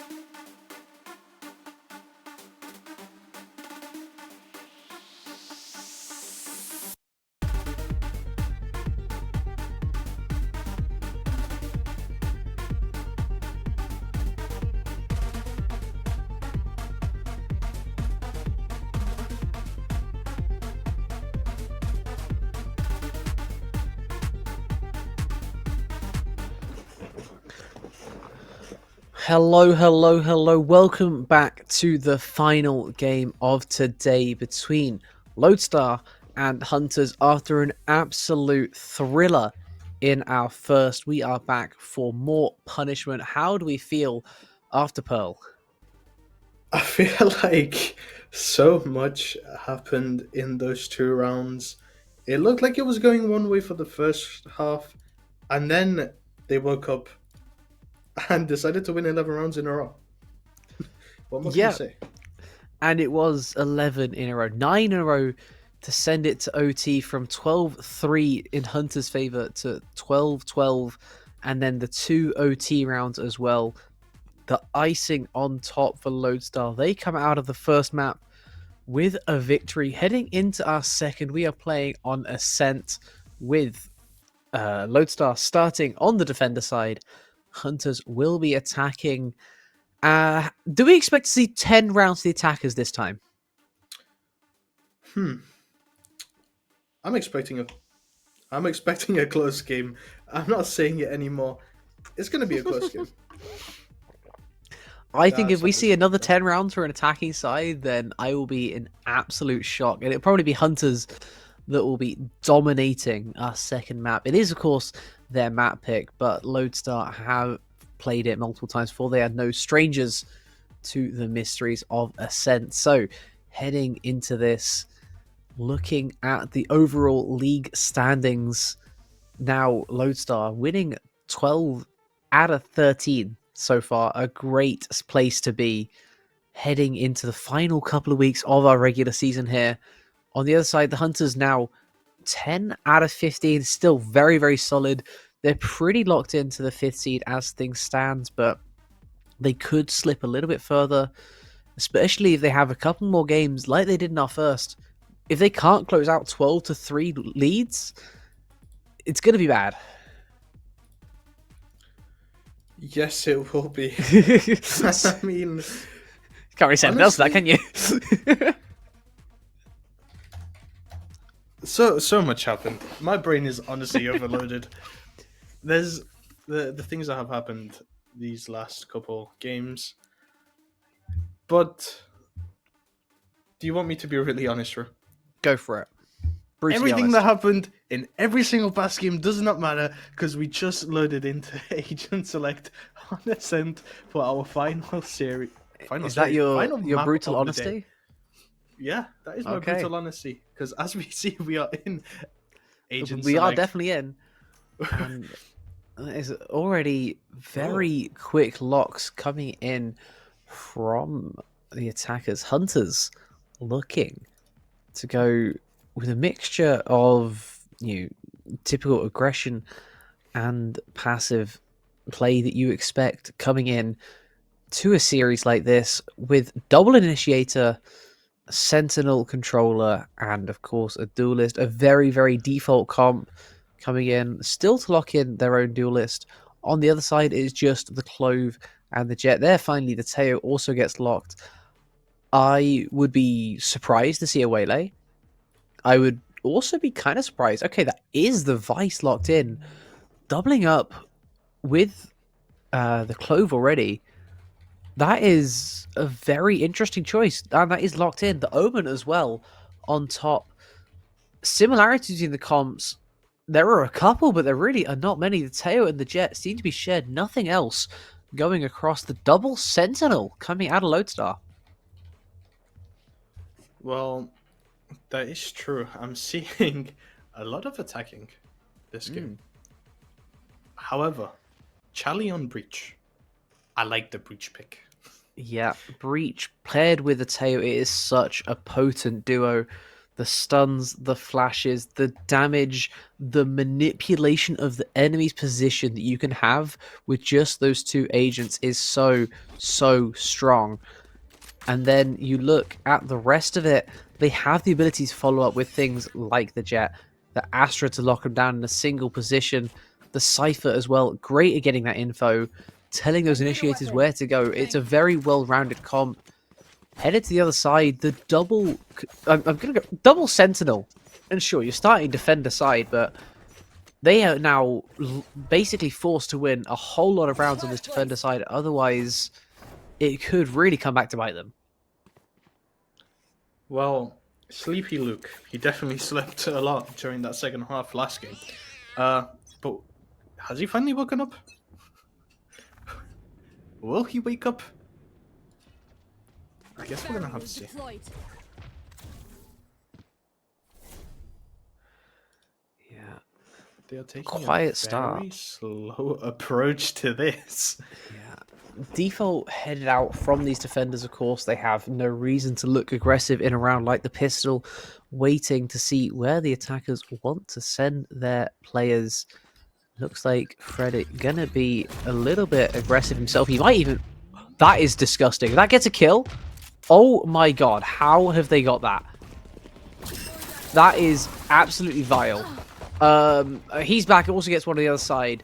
I don't know how they knew the Teo was over there. They might not even know. They might have just done it anyway. But that is absolutely disgusting. The combination play, the util coming in, and it's already a 1v5. He's back down to 6 HP. He's going to be forced to disengage, but... okay, Charlie. Only gets has the 2. dog in him. And Like, a respectable attempt, but that first kill is absolutely insane. It really was. I can't lie. And it shows maybe he's woken up. However, he is back, and so is Ants. Yeah. And that is a beautiful pistol coming in. 3 for Ants, 2 for He's Back. And the first... I'm still stuck on that first kill. The Teo had very little to do with it. It's so well played between the two of them over on that A site. And it's a play that can be replicated again and again. You slow, and then you just kill from insane distance. Where the Teo has such potency, it's basically impossible to stop this kind of a play. And here they could look for it again. They will. Look for the slow. They didn't quite land the slow this time around. The missile's not going to connect as a result, but this is an insanely potent combo. Oh, the blind, he's just going to swing off the blind. He wasn't even hitting the guy that was blind, by the way. He hits the ones that aren't blind. He's stunned, for God's sake. How is he hitting those shots? I can't cope. That is absolutely disgusting. I don't think he's the only one who can't cope, because I'm pretty sure the other team can't cope with dying to a stunned person. Like, I can't cope. Can we just emphasize on the fact he was stunned and got 2 kills out of it? Yeah, he double tap. I'm lost for words of what just happened in front of my eyes. I do not believe that a deadlock like that on a sheriff while stunned, an amazing play by the Breach to try and give his team a modicum of space, a little bit of breathing room, and then they just get their heads taken off their shoulders anyway. I'm in shock. Oh, dash over the top. Hello, doggo. Right the way behind, shoots Icon Coke in the back of the head. But he already got to... is that a miscom? Did he not realize that he was behind him? It felt like he should have known they were very able to push through A main there. He's back. Got massively tagged in mid. In the meantime, this round, very, very winnable. Instantly, the door will close in in He's Back's face. Sleepy Luke, full HP on the Vandal. Waiting for these defenders to show themselves. All 3 of them up in the heavens. Outlaw sounds off a round of bullets, but that will not give away all too much. The blind will try and come through, but instead Doggo will get 4. An insane entry over the top, a beautiful play, but I feel like that has to be a miscom afterwards. How do you not know he's able to push through main like that? I think he just didn't expect it. Sure, there is communication within the team to tell him, oh, he went past and he's behind you. He shot me in the back of the head because he dashed over my cage. Like, I guess, like, from Teo's POV, there's no way he can get past that cage. Apart from the fact that it's a jet! I don't know. The little things. All missiles away. Yeah.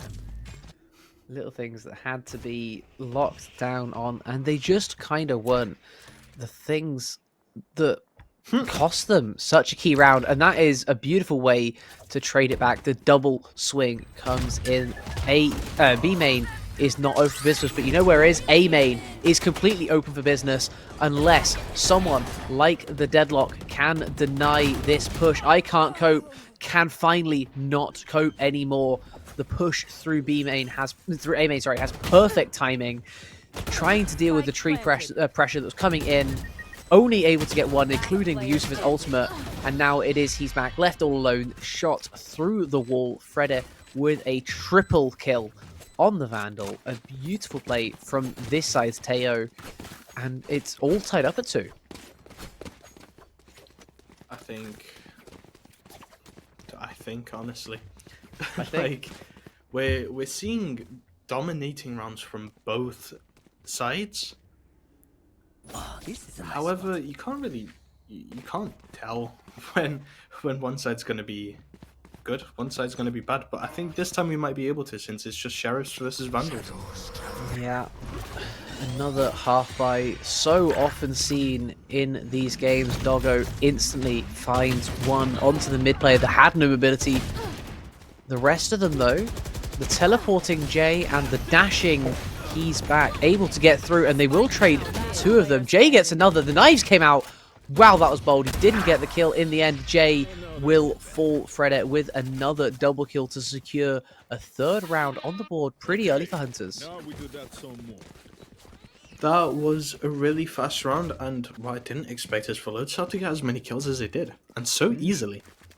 Yeah, triple kill doing across between the players there. 3 kills going through.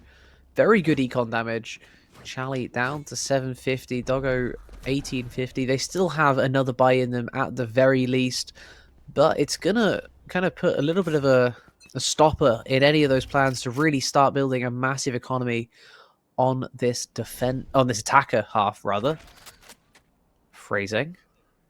We see them now slowly pushing through mid, going to Yeah. the A site, where and it's a very open A site. It's just a deadlock. And everyone's already there.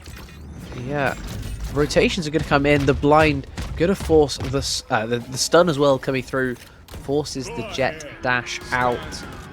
And here comes the Tailwall as well, clearing out the back of site. Going to force the fights. He's back, forced to look at main and tree room. He can't do both. He will fall. Ants also is forced to double peek. Only able to get one for his sins. I can't cope. Will find Sleepy Luke. Goes down super low. There are 2 very low players on the map. There goes one of them. Recap instantly finds Charlie back. It's a 1v3 situation. Law on his Cypher. What can he do from A main? A massive tag onto the Omen as well. 2 huge tags, but he is now slowed, stuck in the middle. The spike is defused. Recap swings off of it. And 2 alive for Lodestar on that gun round. Well, we're liking what we're seeing here with Lodestar winning. And hopefully they continue. They continue this trend, stay awake, pull off another 10 rounds? Yeah, 10 rounds until they win. Yeah, 10 winning rounds, all they require. Might be elongated if they lose a couple along the way, though, and they have lost more than a couple today. I mean, we've already seen them on 11 in a row. I don't mind another close game. Heading into the 7th, though. We're already halfway through the first half. It has gone like a flash. Gonna be another look at holding down on A. Unfortunately, for this time, the net doesn't quite capture the Teo. So he will escape the disgusting util, and instead he will hit a disgusting headshot. I can't cope. Gets taken out of this round, and the deadlock is meaningless. Looking over to the rest of the map, it falls very, very quiet, and there is a whole lot of space for this attacker side to really eat up. I wish I could tell you where they are deciding to go, but everyone's just still like... This is a very good default. And they're waiting for these defenders to show their hand. If they make a little bit too much noise in a rotation or something like that, they will be found out instead. It looks like the decision is now made. A is the site of choice. Tree room is the avenue, and there comes the first kill. Doggo already onto J. There is an open A site waiting for the spike to go down. The Cypher will... Oh, a little bit surprising, maybe an overinvestment in a 3v5 situation, but it will guarantee some extra information, of course. It's not the most important ultimate, and he's back. Doesn't care if you know where he's standing, he's still going to shoot you in the head. Unfortunately, Fredette also has the same plans. Chally finds another. Heastback will get one more, but can he get any further? 1v3 position. They know exactly where he is in the heavens. They're spamming through the other side. He gets a third, but that will be it. To stay alive as Hunters get a fourth. Those shots from him were actually really nice. But I think he got a little bit... His ego went a little bit too high. And he overextended more than he should have. Taking 2 picks and going out on a 1v3 is probably the safer bet than keep on peeking. Especially when your team doesn't have the eco for next round. Yeah. But then again, Valorant is so punishing when you decide to save. It is very different from a lot of the other tactical FPS games where they let you save at a much lower cost. Overall, you know, saving on attacker on T-side's Counter-Strike is rough, but everything else pretty standard. Whereas saving at all in Valorant is heavily frowned upon for the amount of damage it does to your economy. As we see, Heastback goes full on with the Bucky, double kill in straight through onto A. Spike drops, and everything you were just saying is instantly null and void because he did that. And now he's stuck behind the tables as well. He's going to get another one. A third kill, a fourth kill found. Ace potential is right there. Picks up a Vandal. He doesn't want the Phantom anymore. He throws it to the ground. Garbage gun left alone. I can't cope. Just trying to guarantee an ace for his friend. But unfortunately, he will fall for the cost. But it will be the ace coming through. A beautiful ace from Heastback. 2 with the Bucky, 2 with the Phantom, 1 with a Vandal as well. A beautiful round of scavenging and finding kills. I mean, last time you said he's back, even though it was a quad. I don't see him doing that again. And now he just did it again, and even better with an ace. Now I will say he's back. Uh-huh. Now. Showing his dominance. It took you this far into game 2. Yes. Wow. I think that is crazy. Personally speaking, I think that he has been back for a good little while in this one. But we will have to see what else he can do, as well as his teammates. Of course, Lodestar are not a one-man show. No one ever can be in this game. It is such a team game. Looking over towards, it's got another push found onto Law, but it is a trade from Sleepy Luke. He will return the favor on the Sheriff, looking to pick up his teammate's gun, but he will fall. A little bit greedy, will die. Reedcat punishing that over-aggression as now a 3v4 retake on this A site. Knives are out, so it's still a very dangerous retake. But without their top fragger, which could make all the difference. No escape. Yeah. I mean, he has been a very deserved top fragger as well, I have to say. There's no one else who's really shown up like he has. This is a very interesting position from Doggo, right the way behind the glass. It hasn't been broken just yet. And Doggo will find one instantly. A beautiful shot with those knives. Traded out though. Ants will kill him. A 1v1. A 1v2 rather. Sorry, I completely lost where that deadlock had got to. A 5th on the board. And that is a beautiful round. Lodestar pickup. And they're finally in the ascendancy once more. Well, now we see, hopefully, Lodestar does keep things going like this, keeping it on a smooth roll, even though they are saving for the next round. They do have the eco for it, so I'm not going to blame them in the slightest. And they know they have the massive advantage here on if they win. Sure, it's another round above the 2 rounds ahead, but the eco for the other team is just completely screwed. Now we see him push through, dies with his ult. And that was just inexplicable, if you want me to be honest. Jet is slowly peeking mid. Dies 2 flanks. Breach. They don't see the Omen anymore, but Omen is trapped mid. Slowly pushing through. Omen approaching. I don't think the Tejo knows he's there. Oh, maybe we see the push. And Omen just dies. No escape. All missiles away. Now with a free B site, they slowly push, close the door, but they're still stuck mid, not knowing where exactly they are going. They will get caught out by the Taser if they go all around. But it seems like they're going in all attack. They want to go through Spike the double planted. doors. Yeah, They don't know where forced into the Taser is. market. Freddy in such a good position, hiding in CT. He's not even going to reveal himself. Finally, he peeks, gets one. I can't cope. Left alone, 1v2. Difficult position to be in. Chally just playing off a nice tag through the wall, but it will just be a tiny little tag. The headshot will be a bit more than a tag, though. And now down to a 1v1. But it's a Teo. And he still has his damn. ultimate. Doesn't matter when his head doesn't Back exist, to though. the important part. Yeah, the head is a very fragile part in this game. Clutch. Yeah, very, very fragile in real life as well. Bullets going through it, typically bad for the person who has bullets going through their head. I Can't Cope puts one between the eyes of the top frag of the other team. Teo ult not going to be used. Armageddon going to have to wait another day. And Bruce Willis is turning over in his grave, I guess. I don't know. He's not even dead. No, he's not. Maybe he's digging himself in his own grave. Who knows? But I think we're going to see a strong push from Lodestar here. Even though they're think on the we defender are. side. The blind comes through. They've done this multiple times, but it will be punished. A little bit traded. Ants will fall too, though. A 3v2 found instantly. And the blind from Jay was beautiful. A kill. Jay? A 2v2. If he can hold this, I know he's going to push Jay? into the smoke. He is so bold. Oh, his neural theft. Oh, a beautiful timing found.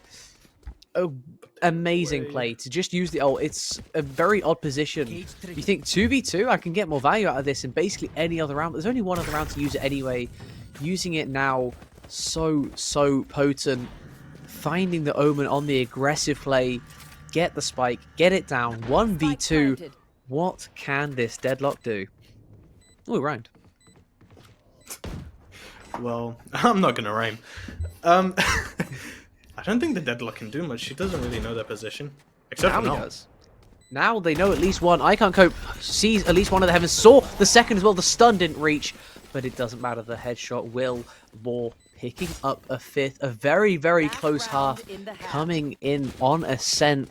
6 for the defenders of Lodestar. 5 for the attackers of Hunters. And not a great buy either. Coming towards the end after 3 winning rounds to not have a full buy shows how close a lot of those winning rounds really were. That is true, but it's still looking sticky. As I said at the start, these rounds are very dominant by one or the other team. There's not really enough consistency from both teams. Looking into this one, it will not be the aggression as early, but it is still a presence felt. The stun from the breach comes through, and it's going to force he's back right the way away. Recats will look to trade. The blind is there. The smoke is also there. Jay and Recats pushing into the smoke. Freddy trades Reed and gets Jay through the smoke. That is absolutely disgusting. A 2v4 position to make it an even half. All missiles Not away. much more you could really ask for. Interesting ultimate coming in from Ants to try and delay this play. suppressed. Only Spike one suppressed though with his own ultimate, and now in the retake you're up against an Astra and a Teo. We saw how potent this was in our first map on Pearl. It is so difficult. The Teo reveals his own position, but it doesn't matter when the rest of his team are there. He doesn't care about a net when the other team are absolutely decapitated by bullets, and it is a 6-6 half. Well, 6-6, Equal on kills. and equal on rounds. No, But, one off on kills. I can't count. realistically, they just have to mental reset, pretend it's 0-0, start of the game. Because realistically, they have. It's 6-6. Mhm. It's fine. Yeah, it all comes down to the attacker side for Hunters. For Lodestar Lodestar. now. I keep getting teams mixed up today. Defender side for Hunters. What can they do on these next 12 rounds if it makes it to 12? Well, we saw what Lodestar did last time when they switched to attack. Maybe we see it again. Maybe indeed. Early util looking to get some tags for free, but Freda will not be obliged by his enemies. He's back, pushes right the way through a nice corner position, waiting for that smoke to be pushed. Now another spot through. Only gets a second though. Ants trades 2 for 2. And we're into a 3v3 that looked improbable after those 2 opening picks. Both Teos picking up all 4 kills that have been found in this round so far. Unfortunately for the defenders, for Hunters, they've lost their Teo. Lodestar still have theirs, and they're going to send him in first. He is the one with the most HP. Sleepy Luke will get 1. Astra picking up another. There's Ants with a 3rd. Waiting in B main, and Recat is on such a good flank position. Waiting in the tree. He's spotted though, and his head is off of his shoulders once more.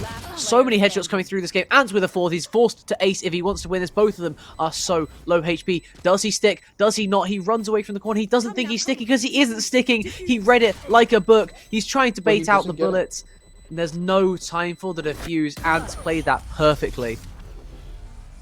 Once again, such a close round. And we did see Lodestar winning both pistols last time. That's all I'm saying. Both pistols, you point out, it's... I mean, both the pistols, they won with 1 alive and 0 alive. It has been the closest of pistol rounds I think I've ever seen on this map in particular, but looking into the next one, it is, once again, this bonus. They have to convert this. Lodestar are going in with a half buy. Yeah. So maybe we do see them just demolish. Yep. Oh! Hello. Okay. Yeah, the stun didn't affect the Omen the same way that it affected the Teo, who was standing at the front. Ants will not fall. He is already 1 tick away from grabbing his ult. I guess that's what happens when you get a Quadra plus the death on that first round. He is so close already to be able to pop that ultimate. 1 more kill, or if he just dies next round, he will get it. This time around, though, he doesn't have it just yet. And Sleepy Luke, waiting, will get it. Now Ants has the ultimate if he really wants to use it. Chally, stuck at the back of sight with just a classic. He will fall. 2nd kill over to Ants. An ult wasted in the 2nd round. How often do you get to say that? Spike planted. You don't get to say it many times. Well, I think we see the clear winner of this round, since realistically he's just trapped in market. Yeah. What can he do there? Deadlock provides so much on both sides of the map. This time, when you have that spike down, you can just lock off one of the avenues back onto a site. Especially on A, it is so punishing. There's only the 3 main ways in. No one really fancies market. They're all such tight choke points anyway. None of them are very fun. Freda looking to go for some exits with his util, but that will be the round over. 8th with the pistol conversion. Freda looks to die with the spike, so he doesn't get punished for saving. Well, maybe some inexperienced people like me would say maybe he shouldn't have died to that bomb. He gets less However, credits if he doesn't, which is a mechanic. It is definitely one of the mechanics of all time. It still doesn't make sense to me. Nope. Coming from Counter-Strike, it would never make sense to me either, but it is what it is. There are times where it is better to just die and get the full loss bonus than it would be otherwise. This, one of those times, according to Freda, and he has decided, for the betterment of his game, that he should go down with the spike so that he can get this Guardian with the heavy shields on this round. He already proves why with getting that first pick onto his back. Here comes the Teo. He's going to force the Cypher right. He isn't even aware. He dies to the ultimate. The close angle is killed by Freda. 2 is all he can find. And now Sleepy Luke through the smoke gets 1, puts it down to a 3v2. Bonus not looking the most convincing. Only 2 alive, as I say. Still is the bonus. Lodestar should have another bite after this. And now it is just Jay left alone. He got spotted running under heaven. The reload doesn't matter. Doggo is able to get that through, get the shot back out. He has a reset on his dash that he doesn't even get to use. He also is now 2 ult orbs himself away from the knives. Two away from the knives indeed. And we'll crush it. And I've not seen him do anything with that ult. I don't think it's scary. But I've also been here for long enough to know that they surprise me a lot. Like you say, you said it now, so he's getting a knife ace for us. Exactly. It's gonna look beautiful. So, for the record, guys, Lodestar will not win. No bias being shown on this stream today. No, sir. Util over the top. It feels like a game of Counter-Strike. The nades flying over the map. The slow at the back of the pit. He is stuck in a trap, but he didn't get cleared. He's back. What are you doing? The Teo Util going to come through. Should force out. Eventually, Fred only gets one. Law gets a second on that Stinger. He is playing that gun to perfection. I can't cope.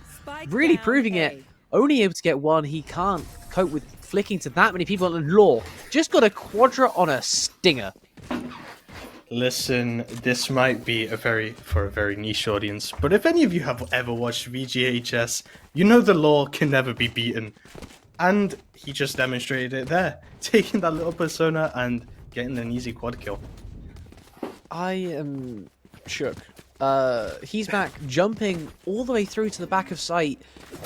Surely he knows where his teammates' nades are going to land. He knows where that net is going to be. And I don't know if he knows that anything comes from it, but like, you've checked that he's in the net, right? Looking over towards A site again. A trade instantly. Doggo with 3, with 4. One more away. He has to reload. Got to disengage. Full HP though. He's going to look for the ace here. No, got team blinded. Well done, Bleach. Not ready yet. Bang. Chally decides it is not your ace to get. He will not allow it just yet. He will steal his ace away by blinding his teammate. But an insane quadra kill coming off the back of Law, picking up a huge round. It is now Doggo who picks up 4 of his own, and now with all those kill money as well, he's able to pick up an operator headed into the 18th round. Well, it is a really close game. It's nothing like what we've seen before, and I'm enjoying it this time. It's a lot closer the whole way through. Domination. We're seeing players show their true potential. And it's surprising to see how many of the individuals are really showing up here. When you think of individual play, you tend to think a lot more of Lodestar than you ever would of Hunters, but they're showing in their individual prowess why they belong. At least in Div 2, maybe even in SOL Div 1, they are playing very, very well. Like, above and beyond what we expected them to today. Above and beyond what Lodestar's coach expected them to play today as well. So it is very fascinating, I have to say, to see what they can do for the rest of this. If they can convert this early presence, the 9 rounds they've already gathered, into an actual map win. We saw them get 12 in a game, but not 13, as Doggo already on the board. Another round, and he's killed. He's back once more. Well, Timing. Yeah, the timing was really off there. Chally, that is an unfortunate round. He got caught out. Doggo gets another though, but over peaks, dies on a deep angle. Freda looks to trade this out. A 2v3, the wall is up in heaven, and he gets baited out to perfection.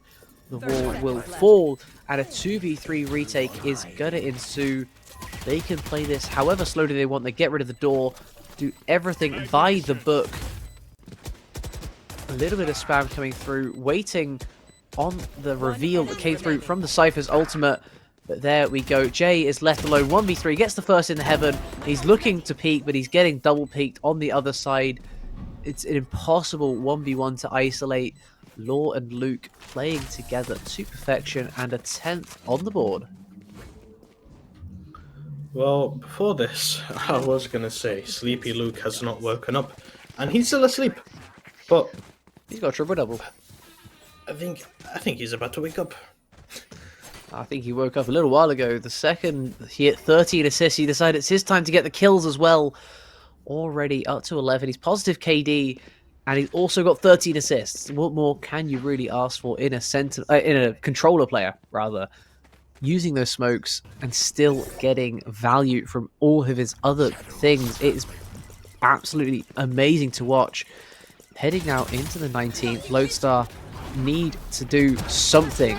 They haven't been able to get the massive value that they've looked for previously, and here comes the Steel Garden. That will be their answer. Unfortunately, Heismack has been eliminated from contention in this one. So many cage noises coming through, knives used on the other side, and a beautiful play. Corner held, Sleepy Luke gets 2, but 2 go back the other way. It's a 1v2 instantly. 2v1 still, but I believe... Is that a seconds from death? There it goes. I can't cope from the grave on the deadlock.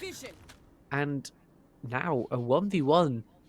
There's a whole minute to play this out, but the spike is stuck at the back of B. Sleepy Luke has full control over this, and he has to be pushed into a very difficult 1v1, but the flash will come through from the Vice, trying to bait out as much info as he can. Reed Cat waits for the push. Beautiful clutch play and wins the 1v1. And now a 9th is on the board for Lodestar. Well, you were right. He did start waking up that round, and then Reed Cat put him back to sleep. He's still got a double kill. Sleepy Luke still got 2 more. But that was not enough to win the round. That's also true. Now we see 10-9 to Hunters. Yeah, Hunters. That's the name. Yeah, 10-9 to Hunters. They were 10-8, just losing that one. Heading now into round 20, and even more defender aggression seems to be the name of the game. Mid is under contention, but here comes the attacker aggression too, pushing into A. A very bold push through that smoke. He's back only on the Guardian. If he had a Vandal, I think he gets the kill now. Instead, he has the knives at his disposal too. Should that be the weapon of choice? Only a damage trade headed over as they look to completely disengage. The Teo drone will confirm everyone has run away apart from the opposing Teo waiting to destroy that drone. We are seeing a very slow approach from Lodestar here. However, they are bunching up to the wrong side. They are about to meet a breach and a very unforgiving Jet. Yeah, the catwalk going to be contested, but I think Heismack has just got around the corner in time, and now the bullets come through. He knows exactly where they are, and he's going to pull out the knives. Gets one with the body shots, gets a second. Not allowed to get the kill. He only has 1 knife now. If he wants to get the reset, he's going to go back to the Vandal. Sleepy Luke pushes on a beautiful timing on the backhand side. And now Heismack is stuck in between a rock and a hard place. He will get pushed out, and it is a 2v2. Make that a 2v1. Reedcat puts it right the way down, and now it's the deadlock hard the hard flank. He's spotted out though. Fredit knows where he is. Can't put the damage through, and I can't go. Clears through another round for Lodestar, but it is just him surviving. The economy is in tatters. It really is. However, they do still have guns. Yeah. And that's what's needed. I've seen him win pistol rounds.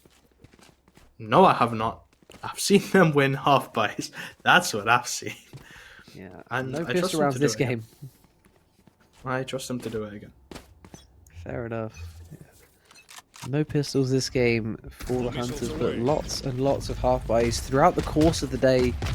Especially in the pistol conversion, especially when it was so brutal. We thought that 11-3 was going to be enough. But apparently it wasn't on Pearl. Heading into this. Oh, hello. Sleepy Luke is caught in a corner. He's just going to have to swing, and yet he will fall on the Stinger. An impossible position to play there. There is no good answer. And now, unfortunately, that cage missed from the deadlock, so the market is not closed off for business. He's back suppressed by Teo Drone, but he doesn't care about being suppressed. He still has bullets to shoot through the smoke. Another pick found, and now he pushes right the way through. Oh my god, he clears that! He clears it, gets the kill as well. Jay finishes off the final 2. A flawless 11th for Lodestar. 1 away from map point, and now their economy's a lot better.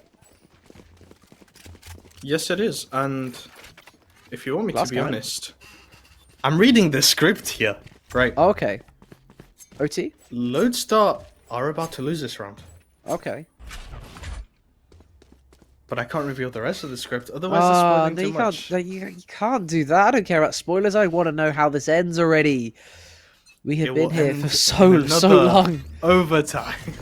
None of these teams willing to give a single millimeter of space to the other, as we see a whole lot of space being taken by He's Back the whole way through A site, and he is not even able to get a kill for it. I Can't Cope gets killed looking towards the door. Law under heaven. He has an attacker on his head that he doesn't know about.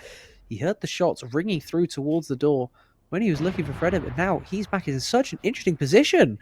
I think your prediction or script reading, whatever it was, is going to come true, though, as Doggo gets the second. And now, what do you even do here as He's Back? You die, apparently.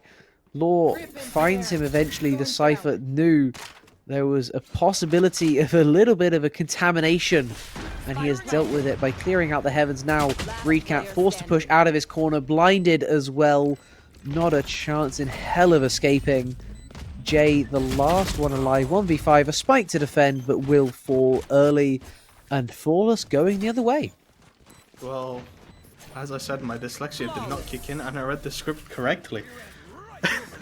That's good to I'm see. telling you guys, I have the script in front of me. This is going Okay. OT. Yes, OT? No OT, sorry. Yes, OT. Yes, OT. Okay, who wins the first round here, though, to get to map point and then choke the map point away? Honestly, it's going to be Lodestar choking it. So Lodestar win this, lose the next, go to OT. However, there is a B script. Let me just say that. There's a B script. Oh, so we're like Hunters win 2 in a row. WWE now. We have like multiple scripts just in case something goes wrong. Okay.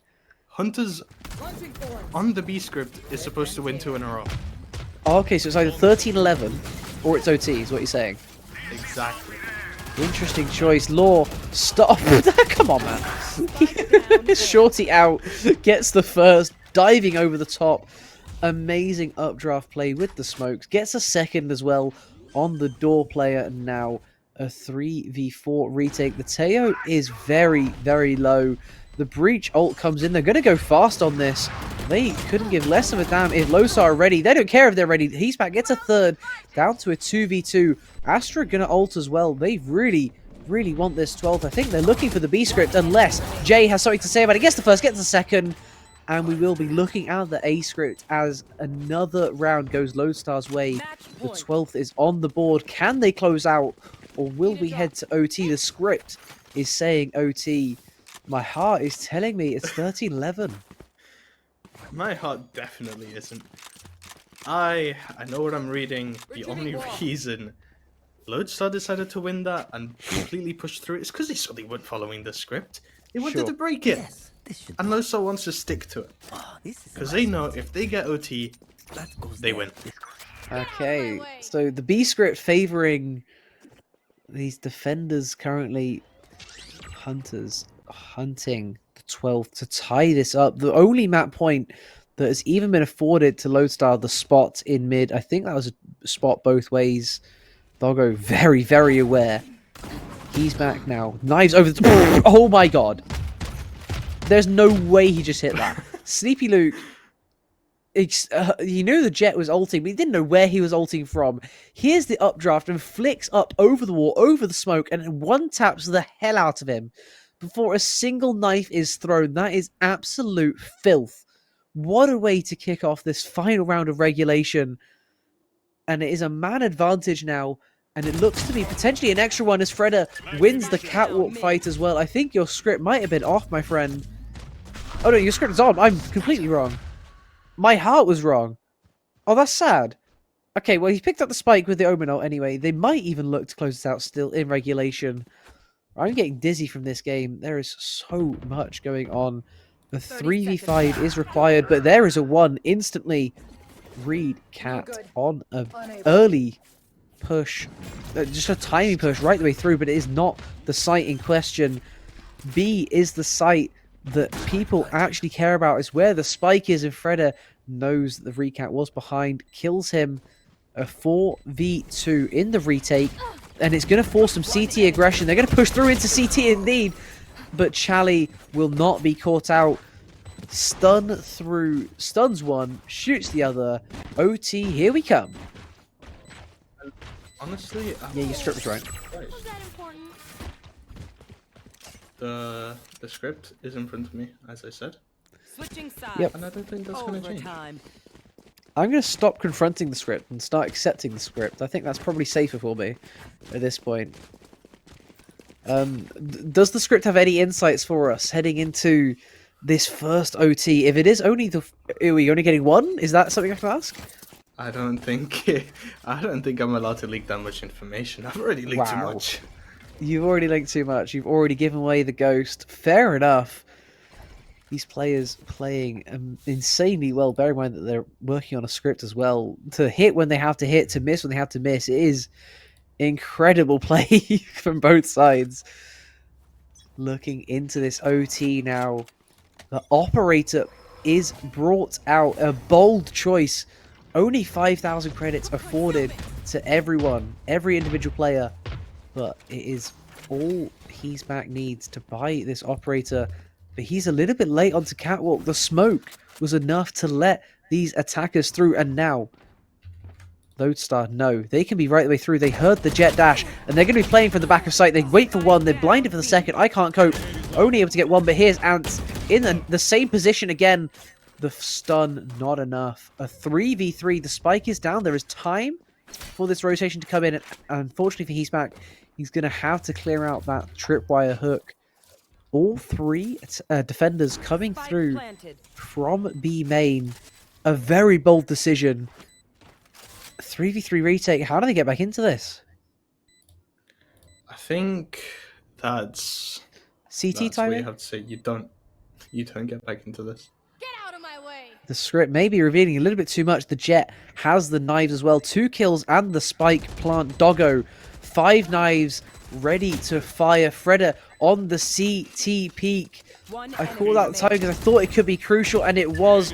Doggo gets another, a 1v3. Jay will fall a 13th, and map point headed over. Can the Hunters finish this one out as they were unable to do on the first map? Well, this would mean that... Could the script be wrong? Could it not? Only I know, because I can read it all. Now we wait. But Yeah, this I would really mean like that you we to are reveal going... at least, like, some of it to your co-caster. We are I'm going just to a saying. second overtime. I'm very sorry. Okay. Lodestar. Another chance. They have to win this round, otherwise they will be dropping a second map in this split, and it is the insta play, but Fredda this time has the play onto He's Back. Not gonna fall this time, and Doggo as well found the deadlock in mid. Another 3v5. They're gonna have to dig themselves out of another hole, otherwise it will be a 14-12. The third of today, potentially, which is absolutely crazy to say. But that is just the kind of day that we've had. Law, under heaven, Charlie on the close angle.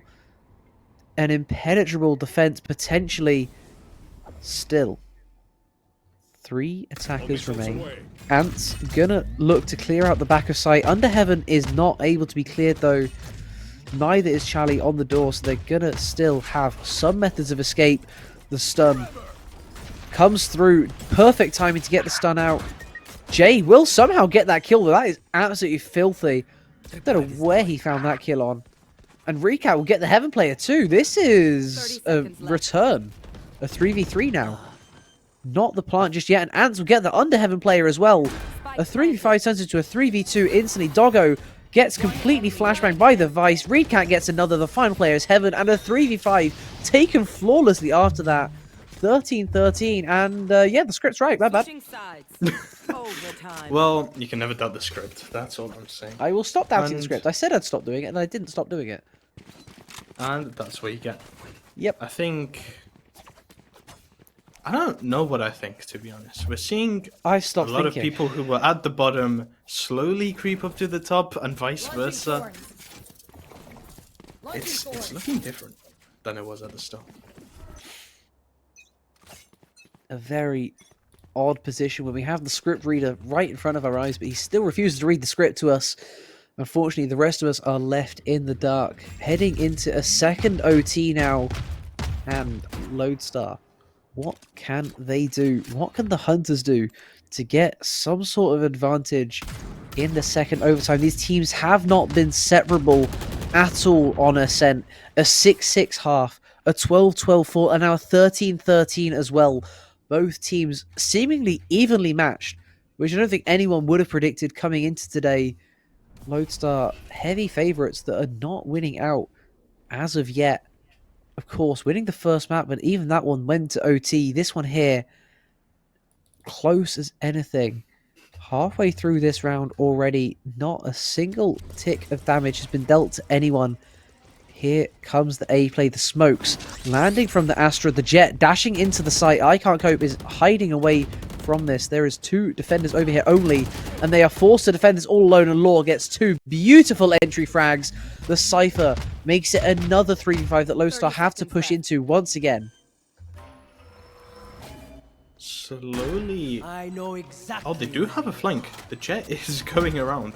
They do have the flank, but unfortunately the Cypher had a tripwire on that flank, so it gets revealed instantly. Neural Theft as well, and he will only be getting 1 as Sleepy Luke will trade back. Jay only 1 for himself to stay alive as we send to a second map point now for the Hunters attacking to secure a ascent. That's the word.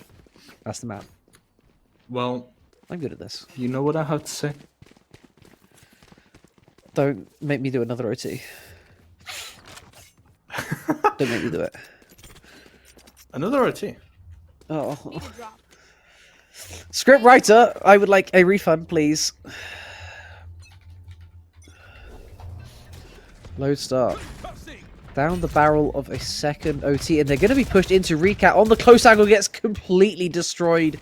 I think his feet were sticking out because Doggo on the pre-fire through the box finds another pick. The early aggression on the defender side working to perfection.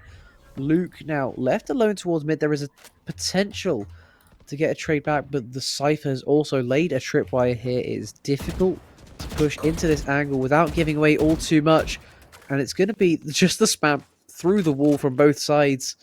Neither side want to give anything over, anything beyond what's already given over. Losing that Vice is so crucial, though. Especially when you're attacking. The flashbang that she provides is completely unmatched by the rest of this attacking side.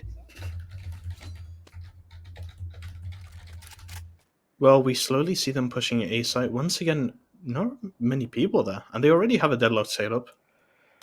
This Teo has been so potent the whole time. Freda has had an absolute game today, but he is activating off of this position.